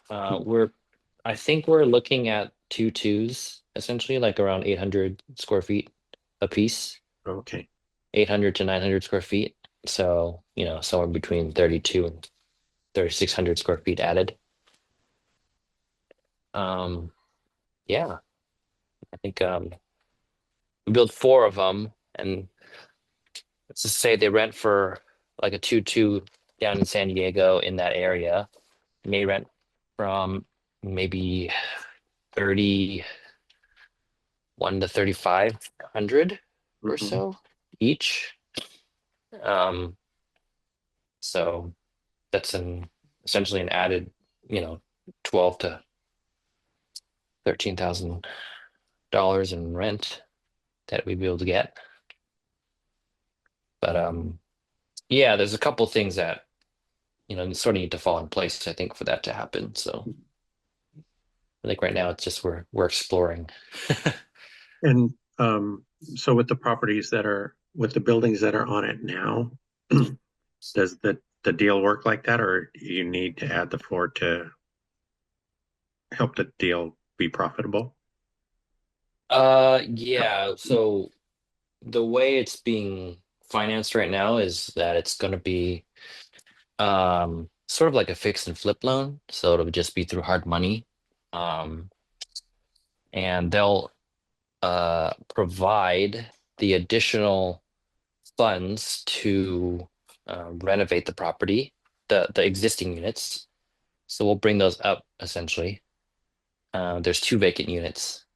So we'll probably spend like 80K on those units, bring them up, and then rent those out. And that should cover essentially the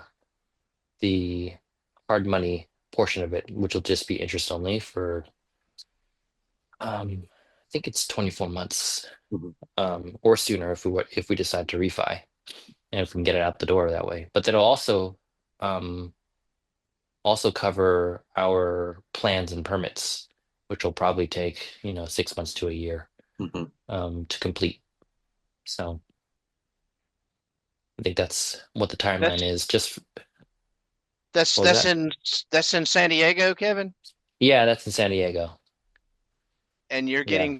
getting permits for all that. Is it zoned for Yes. multifamily, or is it multiple ADUs, or? Yes, correct. It's zoned as multifamily RM3, I think is what it is. And so, but you could in San Diego, you could actually do that for single family as well if the lot is large enough. They have a specific program called the bonus ADU program. This is, I think, in particular in California, but in San Diego, this program is called the bonus ADU program. It allows you to build one deed restricted low income house, or ADU, I should say. Or it allows you to build one market rate house for every deed restricted one. So you do 1 and 1. And so you could, some people have built 8, 12, 16 units, on a single lot. So essentially they're just mini developers in some of these, but yeah, it's exciting. It's an ambitious first project. I know. We're just the capital Good. partners at this stage, so Doing hard money and ADU bills and permits and. yeah, no, I was actually looking to do this in Georgia, in around your area, initially. When I was sort of exploring that, I'm like, oh, well, these lots are large and you can do ADUs. I was looking into it and I was calling the cities, the planning departments there, and they're like, no, people don't really do that. Yeah. So I'm Yeah, trying to look for code for that stuff, and yeah. Yeah, interesting. you can do like, apartments and carriage houses and stuff like that, but yeah, it's ADUs are tough here.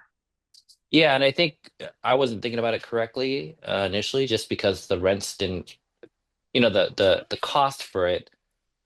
Yeah, it varies, right? Like, it'll cost less in Georgia, but appreciation wise, it'll be less too. So I think this works generally in in higher or more expensive markets, higher Yeah. cost of living markets. Yes.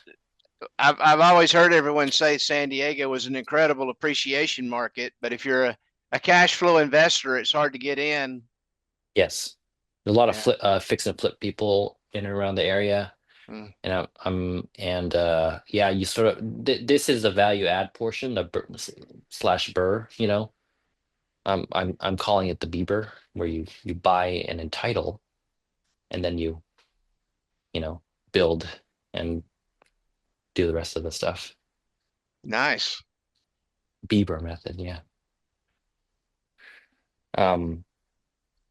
Yeah, no, it's one of the ways we can sort of try to do some sort of value add and scale a portfolio that way. So numbers still have to work out. I think rates being high, sort of, you still have to hunt for a deal to make these things work. But yeah, so far it's seems like this one has penciled at least. We'll see if it actually works out. And Yeah. construction is still going to cost something like 1.5 mil or something like that. So not in the line. Yeah, but Well, sounds like you've got some experienced partners, which is always good. Yeah, yeah. One of them does. He's, I think he's a little over ambitious, and he is experienced. He's been doing it for several, probably 8 years now or so. But he's in like 10 deals, and so it's sort of making me a little bit nervous. But he's partnered with a lot of others, so he's, I'm sure this is how he's doing it. He's just leveraging, other people's money, getting a cut of the deal, and then, so we're bringing in equity, or we're bringing in the capital for equity, and he's taking equity, just doing it sweat equity, I guess. No. Eventually, I'd want to be in his position, using other people's money and getting a part of the deal without putting in any of ours. But I think just learning from him is going to be a good experience. how did you end up learning about the investor meeting that you ended up going for? I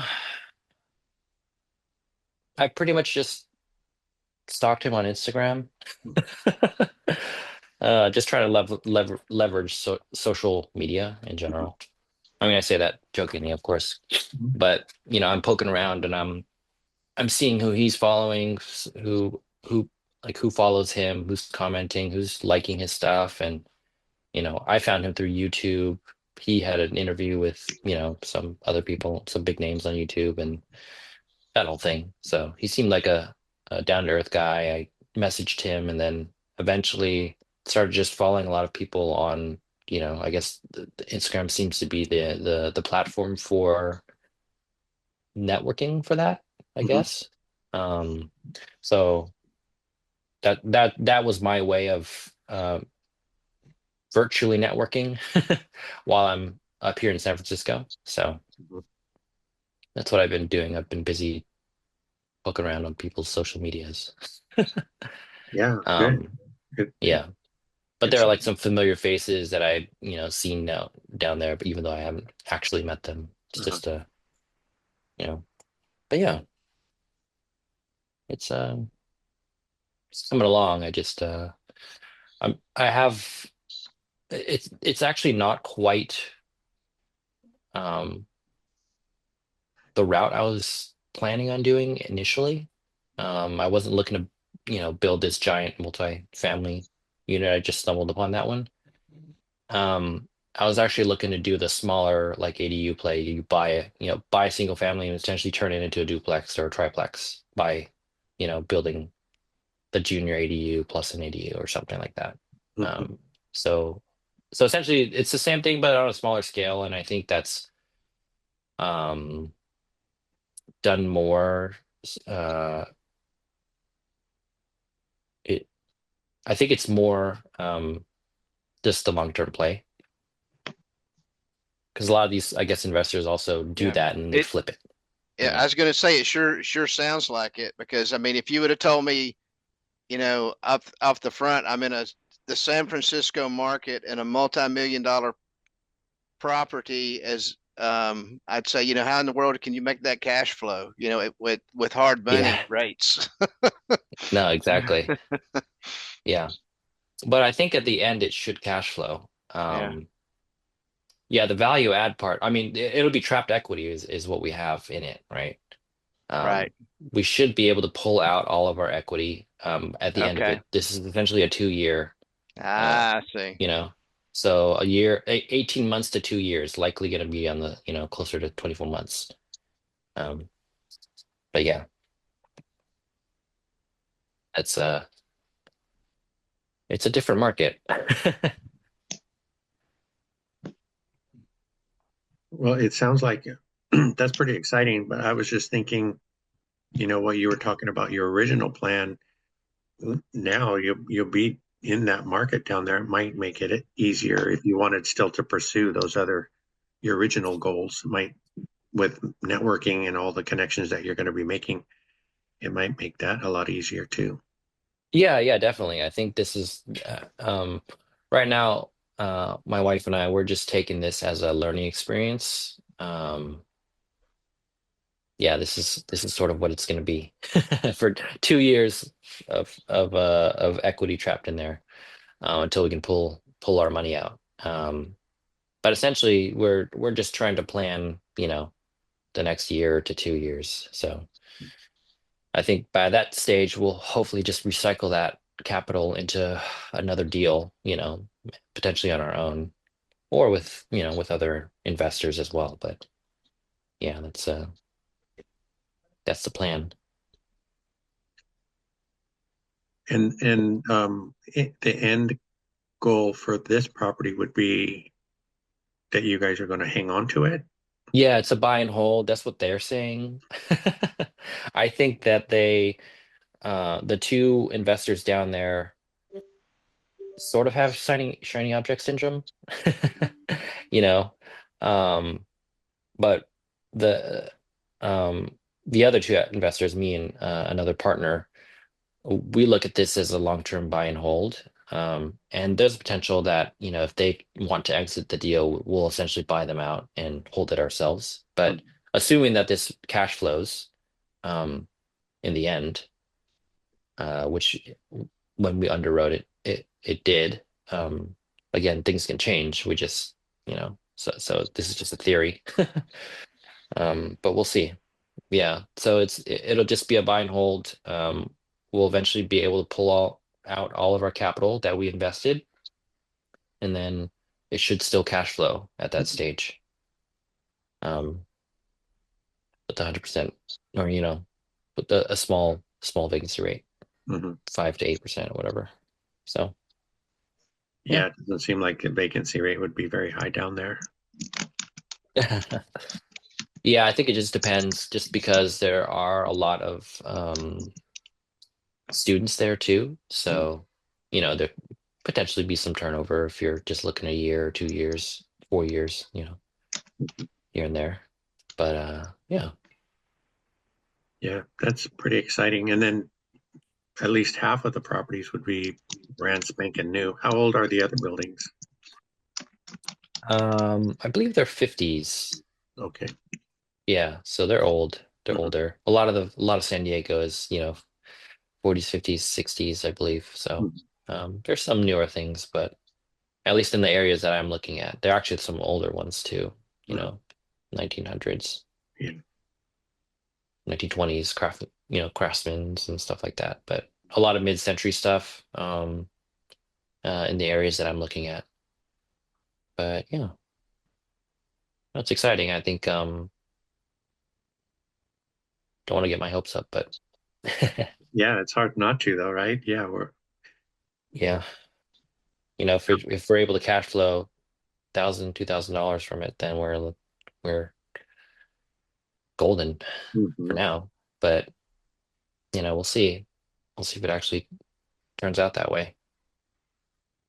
If you can cash flow $50 in San Diego and just hang on for 15 years, you'll probably make $1 million, Oh yeah. Yeah. On the appreciation, but yeah, I'm looking at a deal right now. They're asking 125 for it. It's been on the market for 80 days or so. I've talked to the agent. I actually put in a letter of interest previously. They laughed it off, and I was like, okay, great. But they were asking for seller finance, so that's sort of what I gave them, but still at a lower price. But yeah, they start off, I think, asking for 1.45. They lowered it down to 1.25 after 30 or 60 days or whatever it was. But yeah, it's still in the market, and I think I'm going to reach out again probably soon. But I wanted to see, has anyone done, the hybrid deal, through Steve Dow, sort of the 50-40-10? That's essentially what I'm planning on doing. Mhm. But I'm just trying to see if, the last time I spoke with him, I think you need to be an experienced investor to do so. So unfortunately, that would not be me. Um, If you've got an experienced partner, you might could do that. yeah, I think that that's the case exactly. But yeah, this would be another ADU build, um, where I'd probably renovate the unit up front and then stabilize that. But the plan would be to split it halfway, where I would um take out a loan for 400K, pay 100K up front, so that's 500K straight to the seller, and then try to get them to seller finance the back end of it, whatever that happens to be, 500 to 700K. But I'll also ask them to like hold the money back or the payments until like a year or two, essentially until I can get the ADU up and running. So that essentially will eliminate any holding costs that I would have from the loan after I stabilize the primary home. So that's sort of what I'm looking into right now. See what pans out. Yeah, Mark, are you there? Yes. Welcome, welcome. We're so glad to see you. Kevin's Oh, Mark. question. That Kevin, is, wait a minute. What did I just hear come from your mouth? me? Yeah. Welcome. We're so glad to see you. I was going to ask because Kevin's question about the 50-40-10, but one of your guests seemed really into creative financing and stuff. Which one was that? The one? Hunter, right? Hunter, yeah, I would try to reach out to him. Yeah. I was talking to him for a little bit. I was gonna sort of follow up, but I wasn't sure if there were any additional loan products that were sort of that velocity mortgage type, that were already ready to go, as opposed to just creating something in total creative finance. Just because I know what the situation is of the seller, and it sounds like they want like a portion of it, a large portion of it up front, like half of it or so up front, which I would essentially just, need some sort of DSCR plus creative finance or something like that. So, or seller finance, I should say. So to make the deal pencil. Yeah. I mean, I guess the other thing you gotta, can you find a partner for this? Because I think that's the first place you gotta start to if you're gonna work with Velocity, you said, right? Yeah, I think I could. Yeah. Yeah, I think Hunter or what did he have to say? He was more because I was talking to him about the creative finance of what he that was that thing he posted on school. I was asking him about that and how he was structuring it so that the LLC or the note essentially from the seller is being moved around. That was essentially my question. Like, how was he moving that note around to put it on a different piece of collateral? But yeah, I think I was digging around to try to find out what that was, and I believe it has to do with tying it to an LLC or being a part of an LLC together, and moving that note. Or either that or putting the lien against the LLC instead of, I'm still trying to figure it out or at least learn how that's being done. Just because I think that opens up a lot more flexibility. If you're essentially just collecting seller finance notes at really low rates and moving them around, you're able to just refi and, you know, park money where you need it to. Park notes where you need it to, I should say. That was just an idea that I was having. Yeah, when I mentioned that. I think what he kind of covered in the live today was, I guess the biggest thing is, I mean, it's like same thing, right? It's like you kind of have to be able to present it to the seller in a sense in the beginning, and also why it would benefit the seller, right? So Right. I know you're looking for more details about how he set it up, but I think the biggest thing he was saying today was that same thing, right? Kind of how it benefits the seller by now being like I guess in his scenario, now the seller is in first position, I think, on the next property that the property that he what did he call it? Not he didn't say move the debt, but he He, called it he transferred the debt to one of his other, was it a midterm rental or something?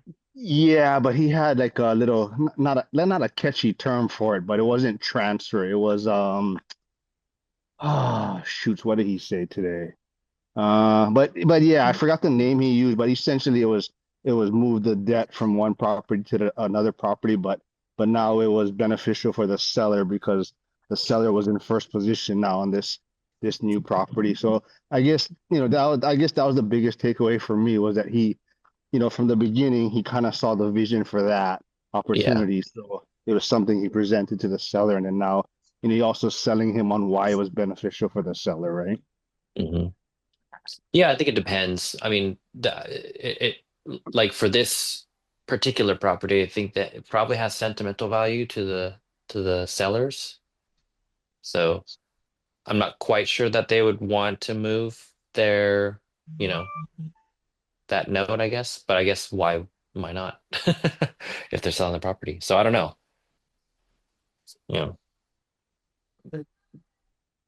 Hey, yeah, Kevin, is it single family or yeah, multifamily? yes, the one, so not the deal. The other deal that I'm in is the multifamily, that the one that's in escrow. The single family is, or the one that I'm looking at is a single family, but you're able to build, ADUs. Um, so essentially it'll be like a duplex or a triplex, depending on which route I take. Have you looked into sub two? Sub two Um, financing? yes, they own it free and clear, so they don't have a mortgage on it. So Oh, okay. yeah, it doesn't need to be subject to. Okay. Yeah. Um, which is why they actually were the ones that suggested seller finance, or at least the agent um wrote that on their listing. Mhm. But I think that also means that they sort of want price and rate, um, which is hard to do in this environment. So Mhm. they also are, the other thing that I think is that is preventing them from selling as well is that there's a lot, 3 houses down that just sold for $1 million, and it's uh essentially a flat lot. Like there's no building on it. And right now it's being built up as, you know, a 2-story house and an ADU in the back. But they're probably thinking, well, if a flat lot is worth $1 million here, just 2 houses down or 3 houses down, then my structure on this lot is probably worth something else too. I think that's what's holding them back. I'm not quite sure how to maneuver that um, subject, because I'm making it work numbers wise at $1 million, but yeah, anything much higher, it's harder to do unless I'm getting a sweet deal on the seller finance portion.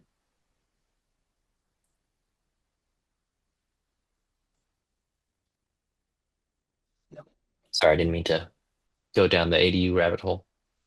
No, it's great information. And so much has happened since we saw you last. That's great. Yeah, I've been trying to stay busy and continue to learn, and you know, throw money at people so they can do deals. I don't know. Pretty soon you'll be able to come back and teach us a class on what you're doing. I was thinking about the rents that you were talking about for the 2.2s. It sounds really similar to what people are getting up here in our area. Well, I'm up here by Santa Cruz, so Yeah. Well, that's why I think it's, yeah, like in these two, like I don't think it would work, for instance, in Bakersfield or Fresno, you mhm. know. It's just not quite the same rental market, but up here, up in the Bay Area, and also down in San Diego, also in LA, but LA is a little tougher tenant wise, I think. Mhm. Um, and also the fires right now have just been horrible. Yeah. Oh yeah, how is it? Is it affecting you guys all the Um, way to San Francisco? no, it's at least not, I don't think so. Okay. Yeah, they had like 100-mile gusts out there, and all of Malibu and the Palisades are burned down. Um, it's a large, there's been a couple deaths, but yeah, it's an affluent area, where it's getting burned right now. But yeah, You it's a know, little crazy. I heard that I don't know if it is true or not. I heard that the insurance company cancel the people's policy in that area about 2 weeks ago. Oh, I didn't know. That Yeah, is very unfortunate. yeah. I don't. It's hard. It's hard to believe. I know that Yeah, when no, it's, I mean, that's something we're, trying to keep a close eye on because, yeah, I mean, this fire in particular, I think can essentially bankrupt, several insurance, you know, Mhm. yeah. companies. Mm-hmm. And I guess that's also going to make insurance much higher anywhere in California along the coast, I guess, or with potential fire hazard. Fire, Well, yeah. I heard a lot of the homes don't have insurance because no one's giving away insurance in that area. Is that true? I don't know. I'm not quite sure. Yeah, I know. I was talking a couple weeks ago about our insurance because we had to go into that California Fair Plan, and there's when they were putting us through that, there's like 3 different fire zone categories, and Hmm. we're in tier 2, so our insurance went from like 1,200 a year to 2,200 a year. But yeah, like you were saying, I mean, just the cost of the homes, the value of the homes down there in the millions, all of them were in the millions. And Yep. yeah, I don't see how an insurance company could make it through that. But I was surprised at how easily the fires seem to jump across the freeway to like in Malibu and stuff, burn up all the properties right along the coastline there. Did Yeah. did they ever say what? I know there's 3 or 4 separate fires, but I didn't even hear what started the first one. Um, just dry.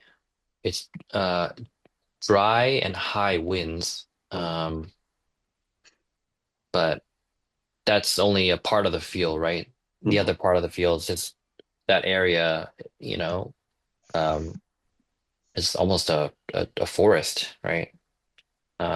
And a lot of those with larger trees just create a lot of fuel, especially, um, ones that haven't been pruned, um, or yeah, just natural in that area, just create a lot of fuel in that area. Mm. So I think a lot of places or some places do controlled burns and things like that to, you know, Mhm. um, The palm trees are a big problem because once they get set on fire, they'll set the other ones on fire, and they're up pretty tall, and so the embers can move pretty far away too.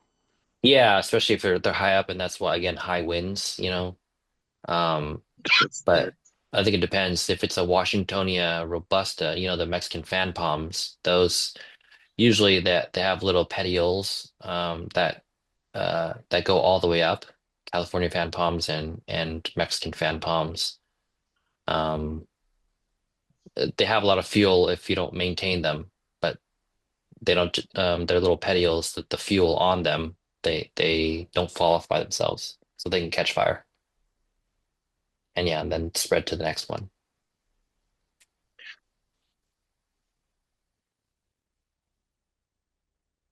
Yeah, and they were just saying too that they haven't had any real amounts of rain this year yet, Hmm. so that didn't help. But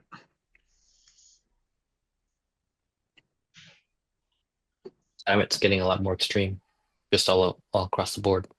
everywhere, yeah. Well, I'm sure you heard about that little tornado that hit Scotts Valley a couple of weeks ago. Nuts. Like Yes. now we have to deal with, so we're dealing with fires, earthquakes, and tornadoes now. So just another one to add to the list of things. Yeah. Yeah. I don't know what tornado insurance is going to cost. Yeah. I know. Well, that I think area, the area in Pacific Palisades is kind of like it's kind of like canyons within canyons. So you can just have like wind go through these areas, Hmm. and even then, it's constricted where these homes are inside a mini canyon.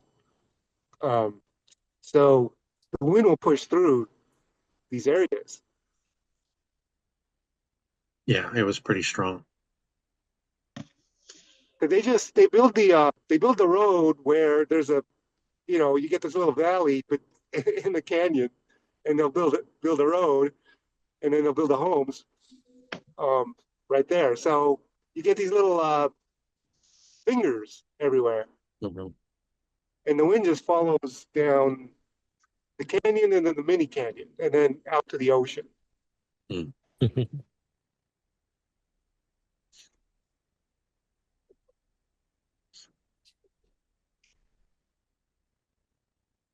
Real pretty. I mean, all these rich people they have, the more money they have, the more landscape they have, the more trees they have. It's more plush. It's like being in a forest, really. yeah. Yeah, it's going to be a lot different for a while. They were talking about, well, the other one up by Paradise where the whole town got wiped out a few years ago and things like that. But this is like 10 times worse than that. I hear that one's back. Paradise is under fire again, I think. Oh, I don't know. I haven't heard that one. You got Sylmar, and then a little bit of Highland Park too. There's a park there that caught on fire. So Sylmar, and then Pasadena. A lot of Pasadena is on fire. Hmm. And then Malibu's next to Pacific Palisades. That area is on fire. But this is only day 2. We got like 7 days of wind or something like that. Yeah, and then they were running out of water and everything already too. Oh yeah, it's a Democrat-run area, so they got yeah. That stuff not important. It's DEI stuff that's important, right? No one will get in trouble for that. I heard Democrat and DEI stuff.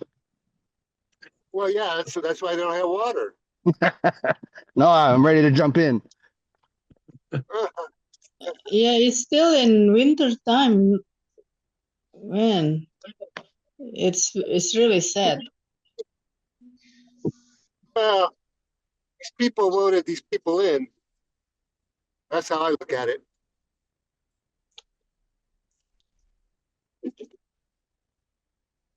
They for the They fire can't use department, fire hydrant, they run out of water. Oh. For the Oh. fire department, LA Fire Department, they decreased their budget by 20 million. So who knows where that money went? Wow. Yeah. Hey guys, I gotta go. You guys have a great week. Okay. Thanks, Esther. Yeah. Good to see you. Okay. Bye.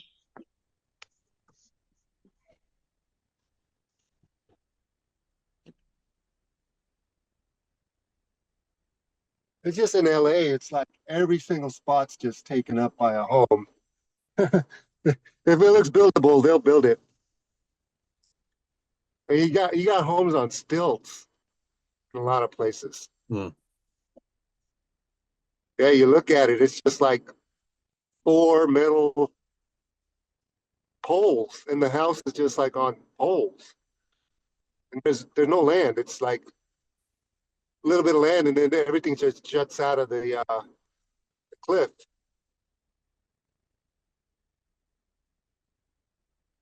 Yeah, a lot of money there. Yep, the hills have money.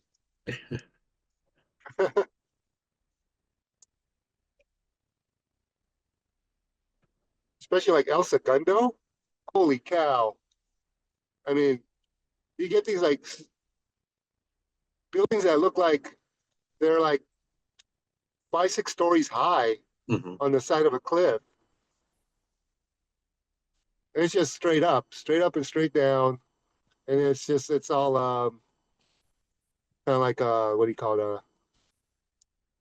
Kind of like steps as it goes up the cliff. Like Mhm. it's staggered like. Yeah, hopefully I don't know how they're going to put it out, but hopefully it'll be extinguished soon. They need to build out of other material instead of wood. In these places, there has to be something that can work. That's earthquake resistant, Mhm. yet fireproof.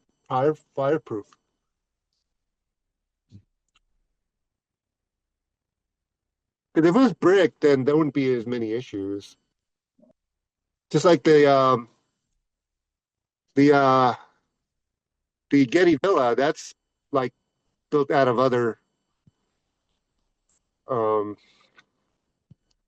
materials, and that's pretty safe.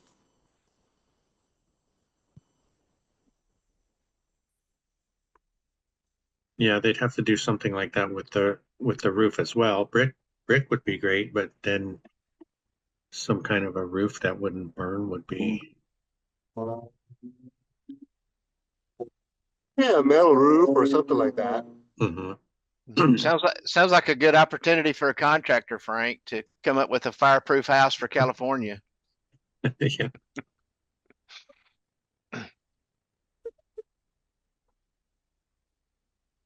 Got to think of something. Well, they probably need to legislate it too. Mhm.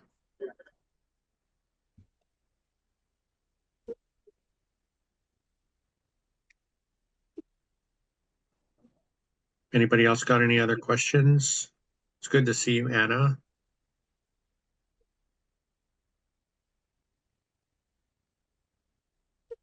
Sorry, late. I'm here. Yeah, that's okay. I was wondering how, because I didn't get to stay too long on Friday's call, but it looked like there was a couple of other, or at least one other Alabama investor there. Did you get a lot of value out of that meeting? Yeah. He is in not in Farmington. Well, God, it's a little bit south of where I'm at, but no, it was very good. I'm glad that I joined the school, and that was one of the sole reasons, and this one, so 2 reasons that I wanted to join. So no, it was good. Kickstart, see what's gonna hopefully I have a feeling it's going to be a really good one so I look forward to it. It's just the time wise, 8 o'clock my time. So I'm going to have to maneuver my job, and then I may miss here or there because it's in the tax season. But no, I'm very pleased. I think if you are doing any remote investing, I highly recommend that we go there. Yeah, they had a good turnout. That was good to see.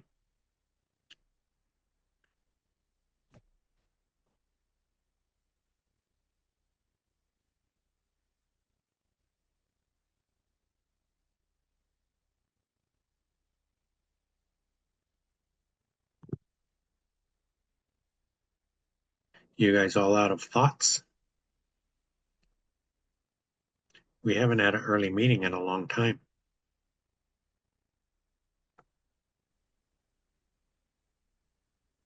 I'm exhausted. I went to bed at like 3 last night, and so this is the first time I've had a chance to like really kind of catch up. So I've been trying to fight to stay awake.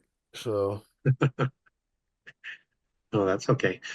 We don't need to stay on any longer, but Sorry. go ahead. Chester, because Chester talked, it reminded me that in a remote investing group, some of the people are doing a remote self managing, and there are some talks about how to do it, and yeah, I think there are a lot of different people who are interested in remote self managing. So thought maybe Chester, I know your job is probably in the middle of somewhere in the morning, but this might be a good one. I'll keep you updated if I get to go every Friday. okay, and that's so. Of course, I've got to actually join school to to to be a part of it, but they share the link for that group that's on Friday in within school. Yeah. Yeah, it's on the calendar. Friday morning at 8 Pacific. Okay. Okay. All right. Well, once I tackle this mini headache with, well, not really headache. I think it's really just I'm gonna have to enforce the lease clause about, basically stop doing stupid things. Can you have that in a lease clause? Don't do stupid things. Wish you could I'd like to just see have the something wording on so that. generic. Is that valid in Georgia? I wish you could just have something generic and just be like, if you do anything stupid, we will charge you. We will charge you a hefty fee for. Oh man, I wish we could just do that. Uh, but yeah, so I will. I'll keep everybody, of course, up to date about what's going on with this silliness. Like, I think it's just a matter of like, what do you call those? Not flushables. We just talk wet wipes. My guess is 99 times out of 100, it's wet wipes, or yeah, I don't know what else it could be, but well, the plumber will be finding out, and then 9 times out of 10, the tenant is going to have a nice hefty bill to take care of. Good luck collecting it. Well, that's the interesting part is they just moved in, and if they don't, hey, you know You what? got that security deposit, right? Yeah, already got the There you security go. deposit, so yeah, I do not mind. Sorry, I missed the whole thing. So you have a program with the plumbing with the flushable wipes or something like that, Chester, already? Yeah, this is the second time in like 3 weeks, and like I'm convinced that it's the tenant is doing something. And the first time um the first time the tenant had reported that there was like a backup in the sewer, uh the plumbers came, they flushed everything. They said, "Hey, we found these, um wet wipes or whatever that were in the sewage." So we told the tenant, we were like, "Hey, these don't belong down here, and the next time this happens, you're going to have to uh take care of the plumbing bill, basically." So in, you know, whatever you want to call it in terms of people who pay attention and do what they're supposed to, promptly has done something else and has complained, "Hey, there's another problem." And it's like, okay, well, this is going to be, I'm not going to use the phrase because, I want to make sure that this stays PC, but, F around and find out. So since they decided to F around, they're about to find out. But yeah, definitely fun. I tell you what.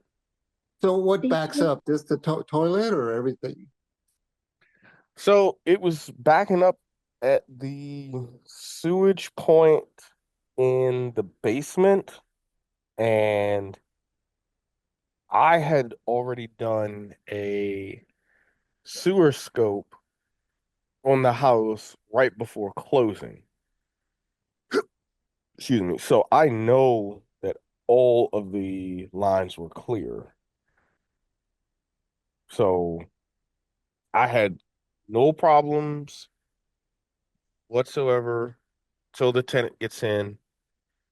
Now they're just complaining, "Oh gosh, something's wrong here, something's wrong here." So that's going to be they've had their warning. They've had their warning for the first time, and now, as soon as we find out from the plumber what's going on, that 9 times out of 10 they're going to find out. Are you self-managing? I am not, no. Okay. Okay. So your PM is bringing all this back to you. Yeah. Hmm. Gotcha. Okay. Okay. Yeah. I irritating is like the best way I can put it. What? This is literally like, whatever they are doing, like they're putting themselves at risk of, I hate saying it like this, but especially after that harsh winter that harsh snow that we got a couple weeks ago, but they're putting themselves at risk of a notice to quit. Yeah. I got you. It's like, I don't know. I know it's, past Christmas and everything. I hate being the Grinch, so to speak, but the only thing that comes to mind is like, you know, you either lose a tenant or you lose an asset. So, uh, who was that? Was that Matt? It was either Matt or Dion. I want to say it was Matt who said it. So, yeah, I cannot risk, you know, I'd rather have a hole on the team than what on the team. Yeah. So How many times does it happen, Chester? twice, excuse me, twice in 3 weeks. I can tell you're a little frustrated. Yeah. Oh yeah. I'm Plumbers aren't cheap. at all. Yeah. Yeah. Well. So, It's a Do you have it in your lease that there's no flushable wipes? Yep, I'm looking at it right now, and I Yeah. double checked, and I was just like, okay, just wanted to make sure Yeah. Is before I. the PM going to discuss it with them? It did the first time, so it sounds like based on whatever they Do find, you, whatever they do you have a fee in your lease? for the it'll be Well, whatever the plumber is like, hey, here's what we needed to do to restore it. They will Mm-hmm. be getting a copy of it and then saying, all right, well, great, guess what? What it cost you Congratulations. last time?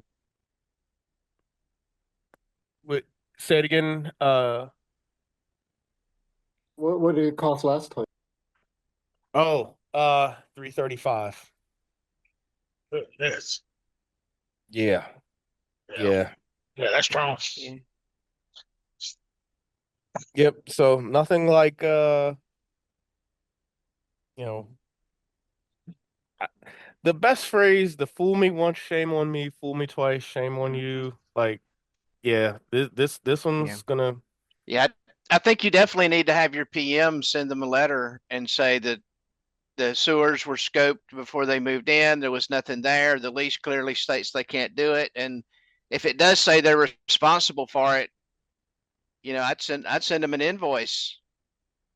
Oh yeah, they yeah, that's very much gonna be the next step, and I will be making absolutely certain I'm gonna be like, hey, They're probably not going to want to pay it, but you can always take it from the security deposit whenever they leave. If you got it, the documentation, it was in the lease. that is true. That is very true. I mean, and that's the thing to me where I'm just like, i- if they're wanting to do whatever they please, like knowing how cold it is in Michigan, it's, what does it say? 24 degrees here. So it's 24 degrees here. I'm sure it's probably like single digits in, Michigan, and it's right there. Um, I think this Lake Erie or Lake Superior, right there between Canada. So of course the winds are going to be whipping right off the lake, and so I'm sure it is like ridiculously cold up there right now. I would hate to have to be that guy to have to be like, all right, look, this is now, two lease violations, and um I basically don't want to jump to that point, but like, yeah, if they don't comply with the lease, we may be having a very different conversation in about a week or two. Like, I don't want to have that conversation, but I may Yeah. have to have that So, conversation. so I think Chester definitely, I mean, if you're covered with everything in the lease, definitely you want to have your PM send them an invoice, and then that's probably going to make them think twice about doing it. Now, like I say, you might have trouble collecting it, but you can always, keep it on have your PM keep it on their ledger, and maybe get it from the security deposit when they move out. Yeah, that's a great idea. I like that too, because you sound like you're really frustrated, and I'm a type of person off the ledge, but hey, yeah, I'm always say, hey, you need to get ready to get your seatbelt. Mm-hmm. Well, there's nothing like getting a $350 bill from the plumber to make you rethink, am I going to continue to use these flushable wipes? Yeah. Yeah, facts. Yeah. This is one thing when it's like, okay, you don't really feel the cost of it until it's like, okay, all right, Mm-hmm. we sent I you a mean, warning the first time. Yeah, that's the way all economics works, right? The one that feels the pain is the one. Mhm. Oh yeah, and that's where it's gonna come. It's gonna be like, hey, look, you know, you can only do but so much, and then now it's like, all right, well, congratulations. Mm. There's an invoice. Yeah, no. That actually starts with a 3 or a 4. Yeah. So yeah, so well, they will have to deal with that. Yeah, Now it's now you see why I don't like residential. The costs are just like yeah, the repairs are just super high. it just goes nuts, and I'm just like, how is this happening? This like yeah, like I would not want to.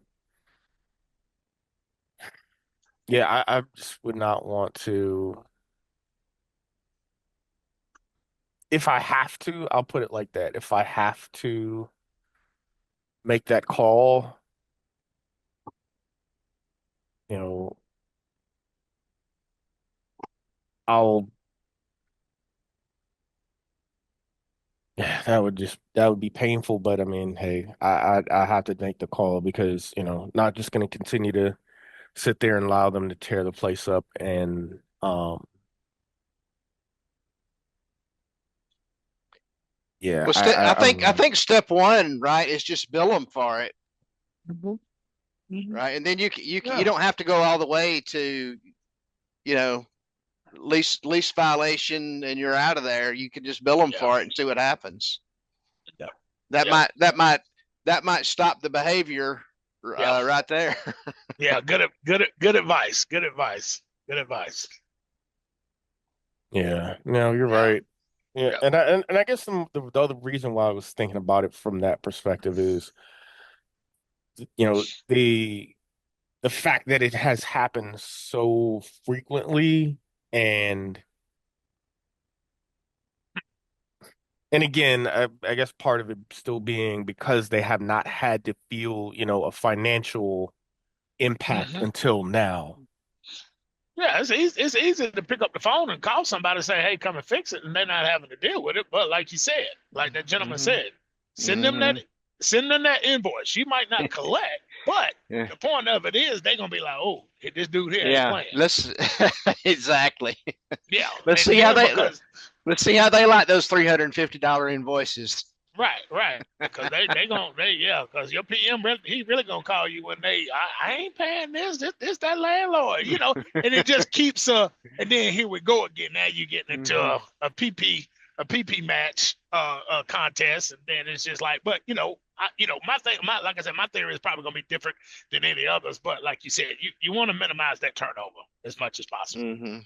Yeah, you definitely want to minimize. I mean, here we go again. I was telling my story. I had a guy just move in. Him and his girlfriend, they done got to fighting. They got the first month deposit, and now I'm having an evicted. Wow. Yeah. So that's why I said I'm just, yeah. I mean, it is what it is. But they done got to fighting. He don't have the money. He didn't work for 2 weeks, and then she calls me pissed off. He does. He got nose candy problem. He got the Harley he got the Harley in the kitchen, and I'm like, what? Harley in the kitchen. Harley's in the kitchen. They got roaches. They don't clean. What? And I'm hearing all of this, and I'm like, oh my goodness. But I mean, it's like, what do you do? Do you go over there and just start wrecking shop? No, I'm just.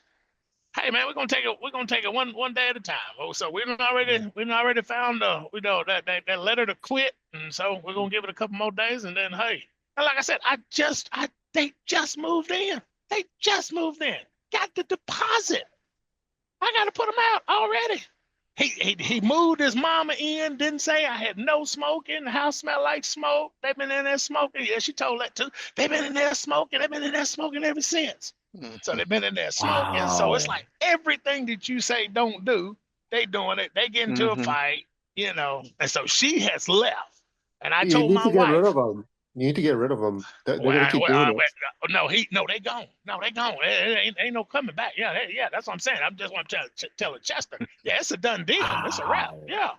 Yeah, But let's do the- it's just the fact of the matter of the thing is- going through all of this. You know, you're Yeah. doing the background check, you're doing the money check, and then all of this, and then it's just like boom.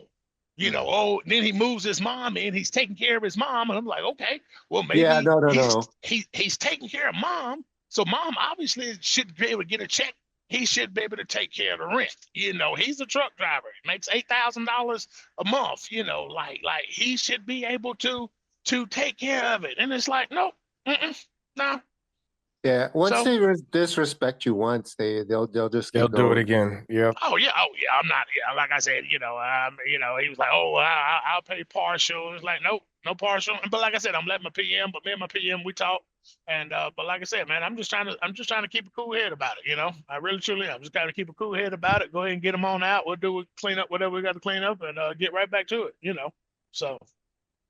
Makes sense. That definitely makes Yeah. sense. Yeah, man. Like I said, I'm just, you know, trying not to, as my buddy said, try not to blow your britches back. But you know, this is the tough. This is the. I mean, and I'm so thankful for this group. But this is a tough business. This thing is not easy. So if anybody say, I know we listen to this, and this one, and all of these folks, man, and they got it like boom, boom, boom, boom. But this is still a tough business. No matter what you do, no matter how you look at it, it is tough. It is not for the weak at heart. So if you sensitive or very, very weak, you might need to go do something else. A little bit safer. Yeah. Anybody that listens to Bigger Pockets and hears about the 25-year-old that got, 14 units in 1 year, they need to come on and listen to Val talk about the Harley in the kitchen and Chester talk about the two plumbing bills. Well, yeah, In 3 $350. weeks. In Yeah, 3 weeks. Yeah, bigger pockets. Yeah, bigger pockets. Yeah, it's all glitz and glam, man. But I'm just like, bro, this, but this is why I like, and then, when I heard Zuber or whoever said it first, the first 5 years are gonna suck. And I'm like, that's what I need to hear. Because, it's like, that's the reality of it. You're gonna get kicked in the teeth for the first 5 years. And like I said, hey, if I could sustain for that, hey man, I think I'll be good. Well, So- is the $8,000 a month trucker paying his rent? No, that's why I said he got to go. That's why she Okay. said no. The girlfriend called me. Well, they got married. She Right. called me, and like I said, I guess she was pissed off to what everything happened. They got into a fight, so she's pissed off. She's calling me. I mean, blowing me up. I was on a cruise, so only thing I was on the cruise, had no service. I get service, and the only thing I see is, hey, call me. It's an emergency. Hey, call me. And I'm like, I can't because I don't even have service. And so like Chester, I'm like, man, what's going on with my property? Is my property burned up? Like, what's going on? No, these two sapsuckers done got into a fight, and she done left. So it's like, so they always say everything that you actually really worry about is not really what just need to be worried about. It's like these two sapsuckers can't get along. Val, but don't you have a property manager? I do. Then why is the tenant calling you on the cruise? Well, I gave her. I had to go buy the house. So when we moved in, Okay. no. She hold went on, around hold the on. property manager. Yeah, she did. But the thing about it is, he was talking to the property manager. She was calling me. But the thing about it was, I had to go out there and fix the shower head. The shower head's got a dial in it. I just learned that shower head's got a dial in it. So it was all cold water. So I had to go out there and make the hot water in the dial in the single head dial. But I went out there, so I just gave her my business card. Hey, if you need anything, this my number. Call me. Whoop de whoop. So needless to say, she put it to work. So yeah. That's crazy. But I just pass it on to him.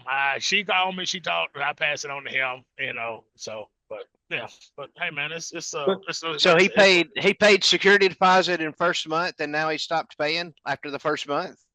Yeah, so I'm thinking everything was really on her.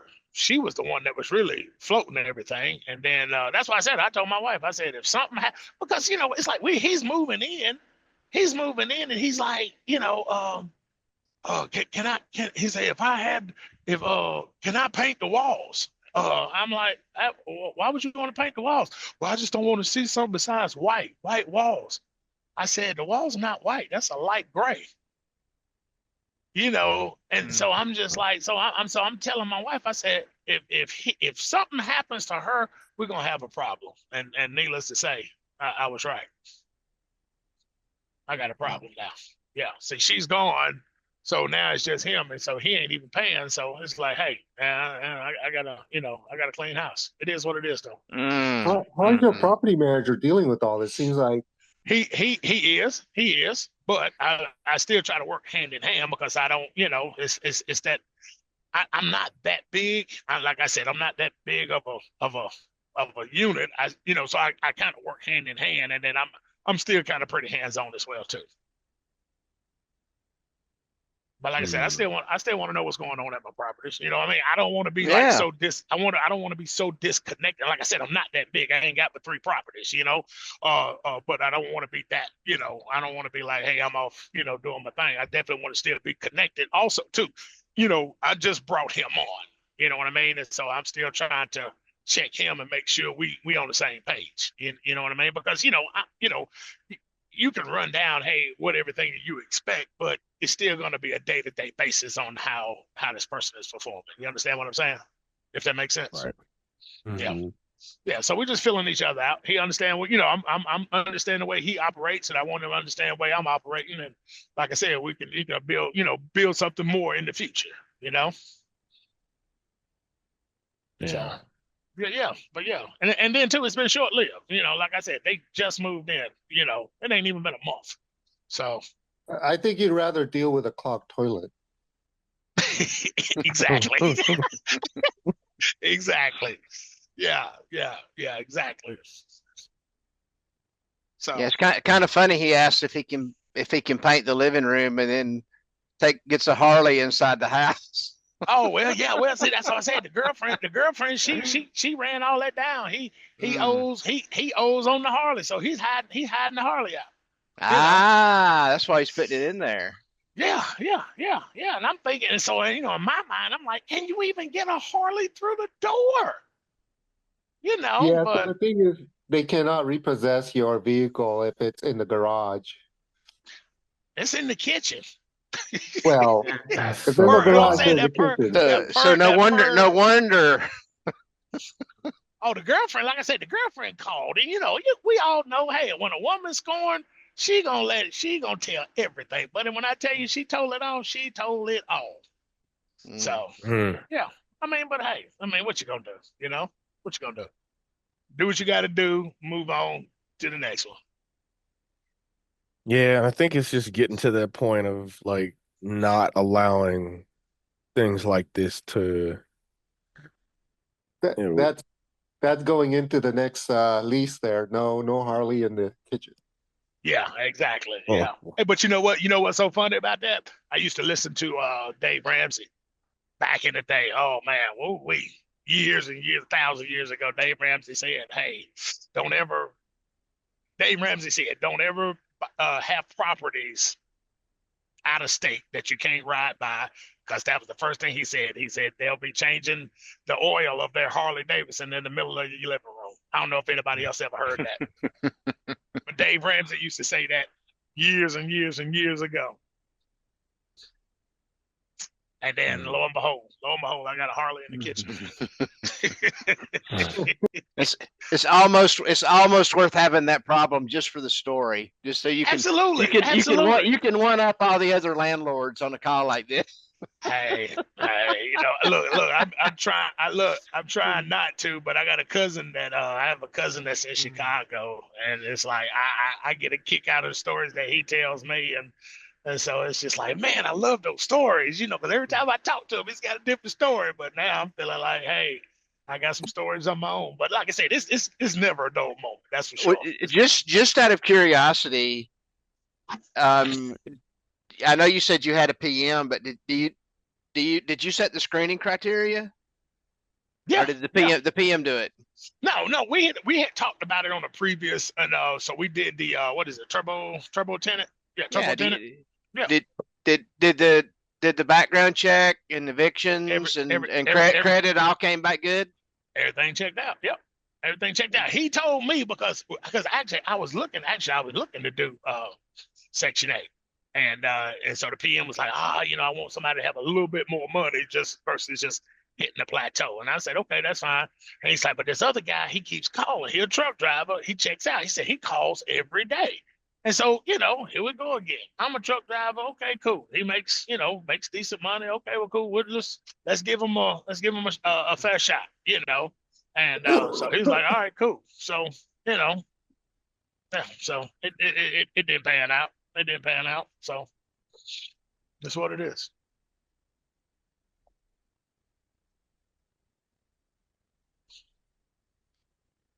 Man.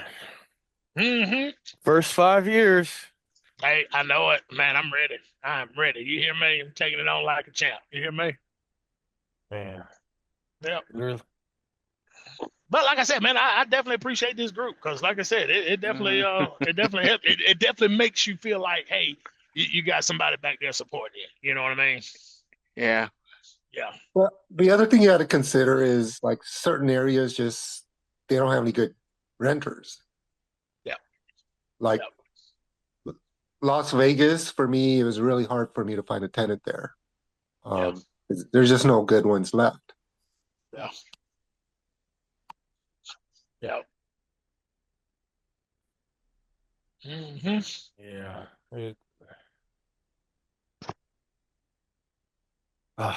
So yeah, I mean, and this is one of those reasons why, we have a group like this, Man, I'm gonna tell you, you have to bounce stuff off of people, man, because if not, bro, you'll go crazy. Oh my goodness. Yeah. I don't feel so bad anymore. Like, you shouldn't. I think I could tackle whatever's going on. My situation. Somebody just put in that dude. He owned a Corvette, but nah, he had an Escalade though. Oh wow. Yeah. Got all the toys, but can't pay you rent. Make that make sense. Oh my gosh. It's Yeah. And here we go again. Everything checks out on paper, but it's just still those habits. I wish there was a way to be able to like connect the two. Like if there's something that happened like with like an eviction, like it would like automatically show up like because like the credit is one thing, but like it's so difficult to be able to like, especially if something happens and like I don't know. I'm sure there's a way to kind of think about it, but like that's something that it just irks me that people do irresponsible things. And it's like for all of us who are doing the doing the right thing by people for people to do things like this, it's just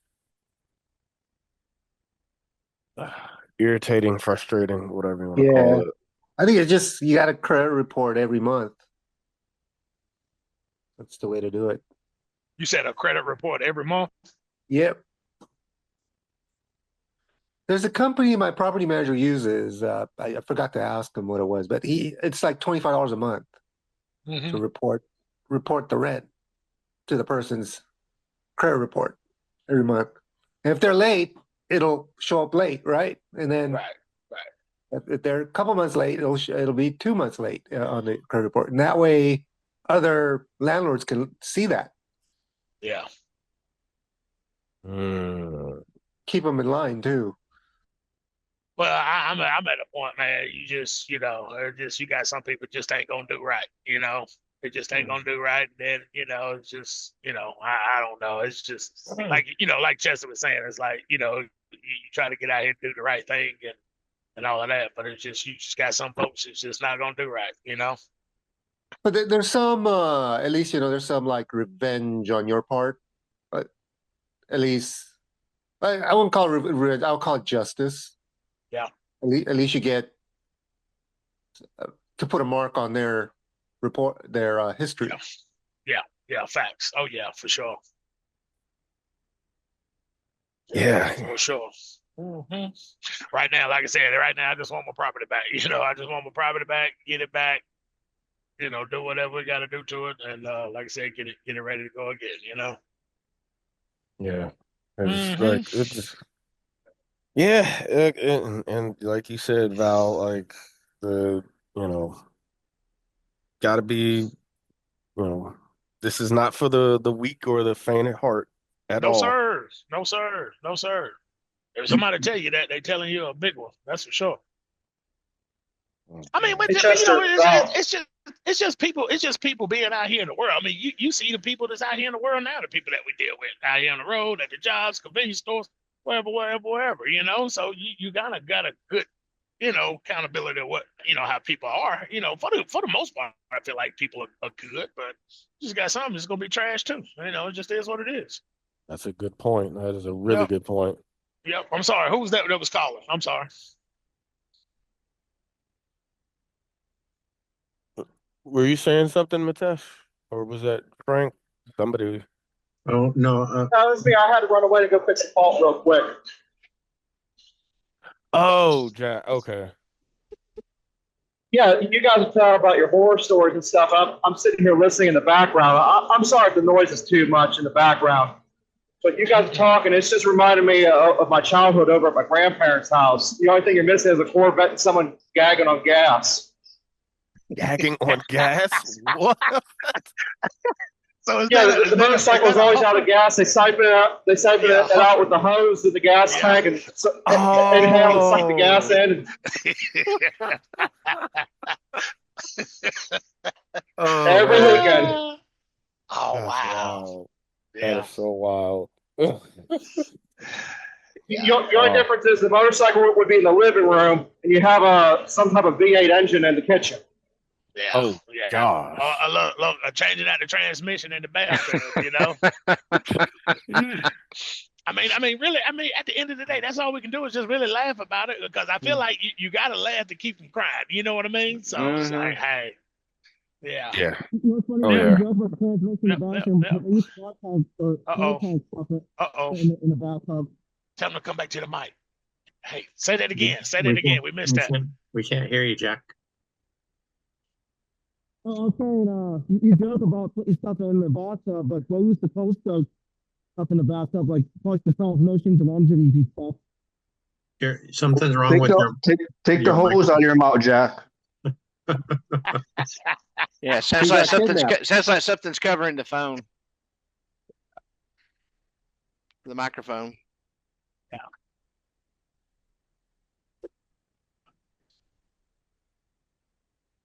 Take off. Val, when are you coming on my channel? Oh I gotta- man. I gotta get that voice on there. Oh man. I have a horrible voice. So I could contribute wherever I could. Yeah, we'll have to definitely get something worked out. I got this crazy schedule, so like next week I won't be here because I'll be on night shift. So, but hey. Yeah, you got that voice, that rapper that sings that song "Get Low." Get low, Lil Jon, really? Oh, yeah, Lil Jon. Yeah. Wow, yeah, that's the first time I heard that one. Yeah. You listening to rap, Matesh? Well, it's hard to avoid. Yeah. Look. I was gonna say before we jump off that you guys are talking about tenants and causing issues. So the Section 8 tenant that moved out of one of our properties, the property manager, when they went in and they looked at the unit after they did the move out inspection, and when I think you guys might have heard me talking about the property manager was telling me if there's damage beyond normal wear and tear that the tenant caused, then they would take it out of their deposit and stuff. But if it was more than the deposit, that Section 8 would go up to $3,000 above their deposit. And the tenant, once they once they rang up their total, it was about $2,600 of repairs needed because of things the tenant did. So they had $1,000 deposit, which the property manager is keeping. They had a few $100s in their account as well, $300. So that leaves $1,300 over. So the property manager is going to submit that to the housing authority. So I guess that's kind of a benefit for a Section 8 tenant, a little bit more protection against things like that. Otherwise, I would have had to put in $2,600 for the repairs that they did, that the tenant caused. Well, you can look at it like that, or you can say, if you didn't have a Section 8 tenant, that none of that might have happened. Yeah, I don't know, but just some information. I'm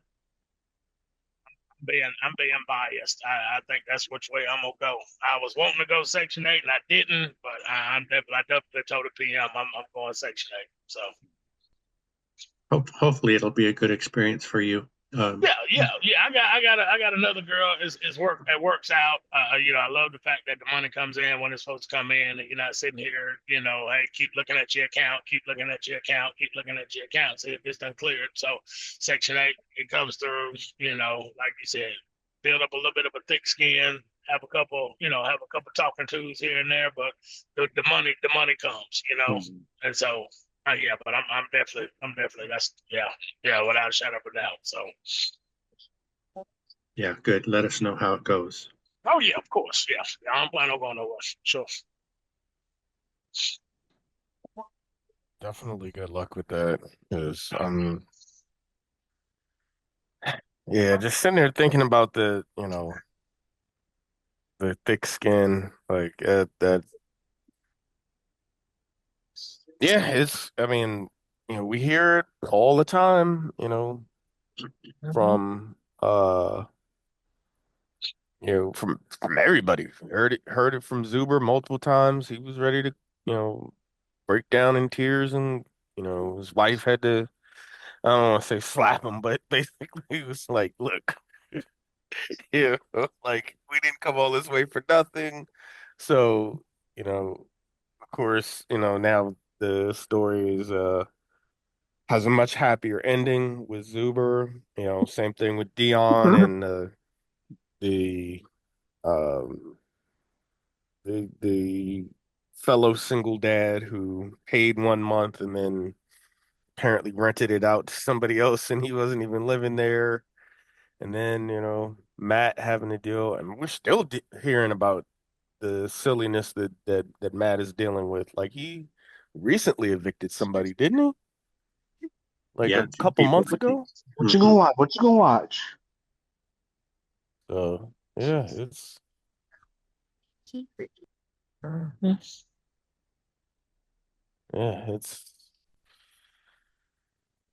just got to develop that thick skin and force the lease. I'm sitting here looking at I'm sitting here staring, like I've been staring at this one sentence the whole time while you guys were talking. If any repairs are required because of the actions or inactions of the tenant and or tenant's guests or invitees, tenant shall be responsible for the costs of all such repairs. So I thought it was the other one. Don't do stupid shit. I would love to put that. I would love for that to be like the clause or the header. So and put that in bold. And so then it was like, okay, here's all of the things that you can't do. But when in doubt, look at the top. Don't do stupid shit.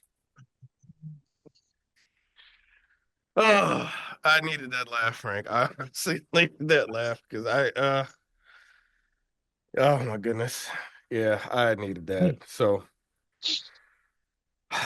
definitely thank you all for that, because I was I think the plumbers invented those wet wipes. Probably. they're like, oh man, we need something to do. Job Hey. security. Yeah. It's like engineers, the best engineers are the ones who do their job so well they work themselves out of a job. So hey, let's figure something out. Yeah. Okay, so I do feel a little bit better. I'll be honest. I do feel a little bit better. Got a game plan. Yeah, we're just gonna have to enforce the terms of the lease, and you know, I will, like I said, make sure to let everybody know what's going on with this. Yeah. Sure. We'll be waiting to hear. So we hit our time, so we'll get Oh, we're going. at 3 hours. Yeah. You're at 3 hours. So thank you everybody for jumping in. Hey, you know what? This the best show that's going on this channel. You know that, right? This the best one that's going. So Of course, we try to keep it up. I know it. Hey, y'all have a good night. Hey, Yeah, appreciate everything. Yeah, Thank you. definitely appreciate everybody. Definitely appreciate it.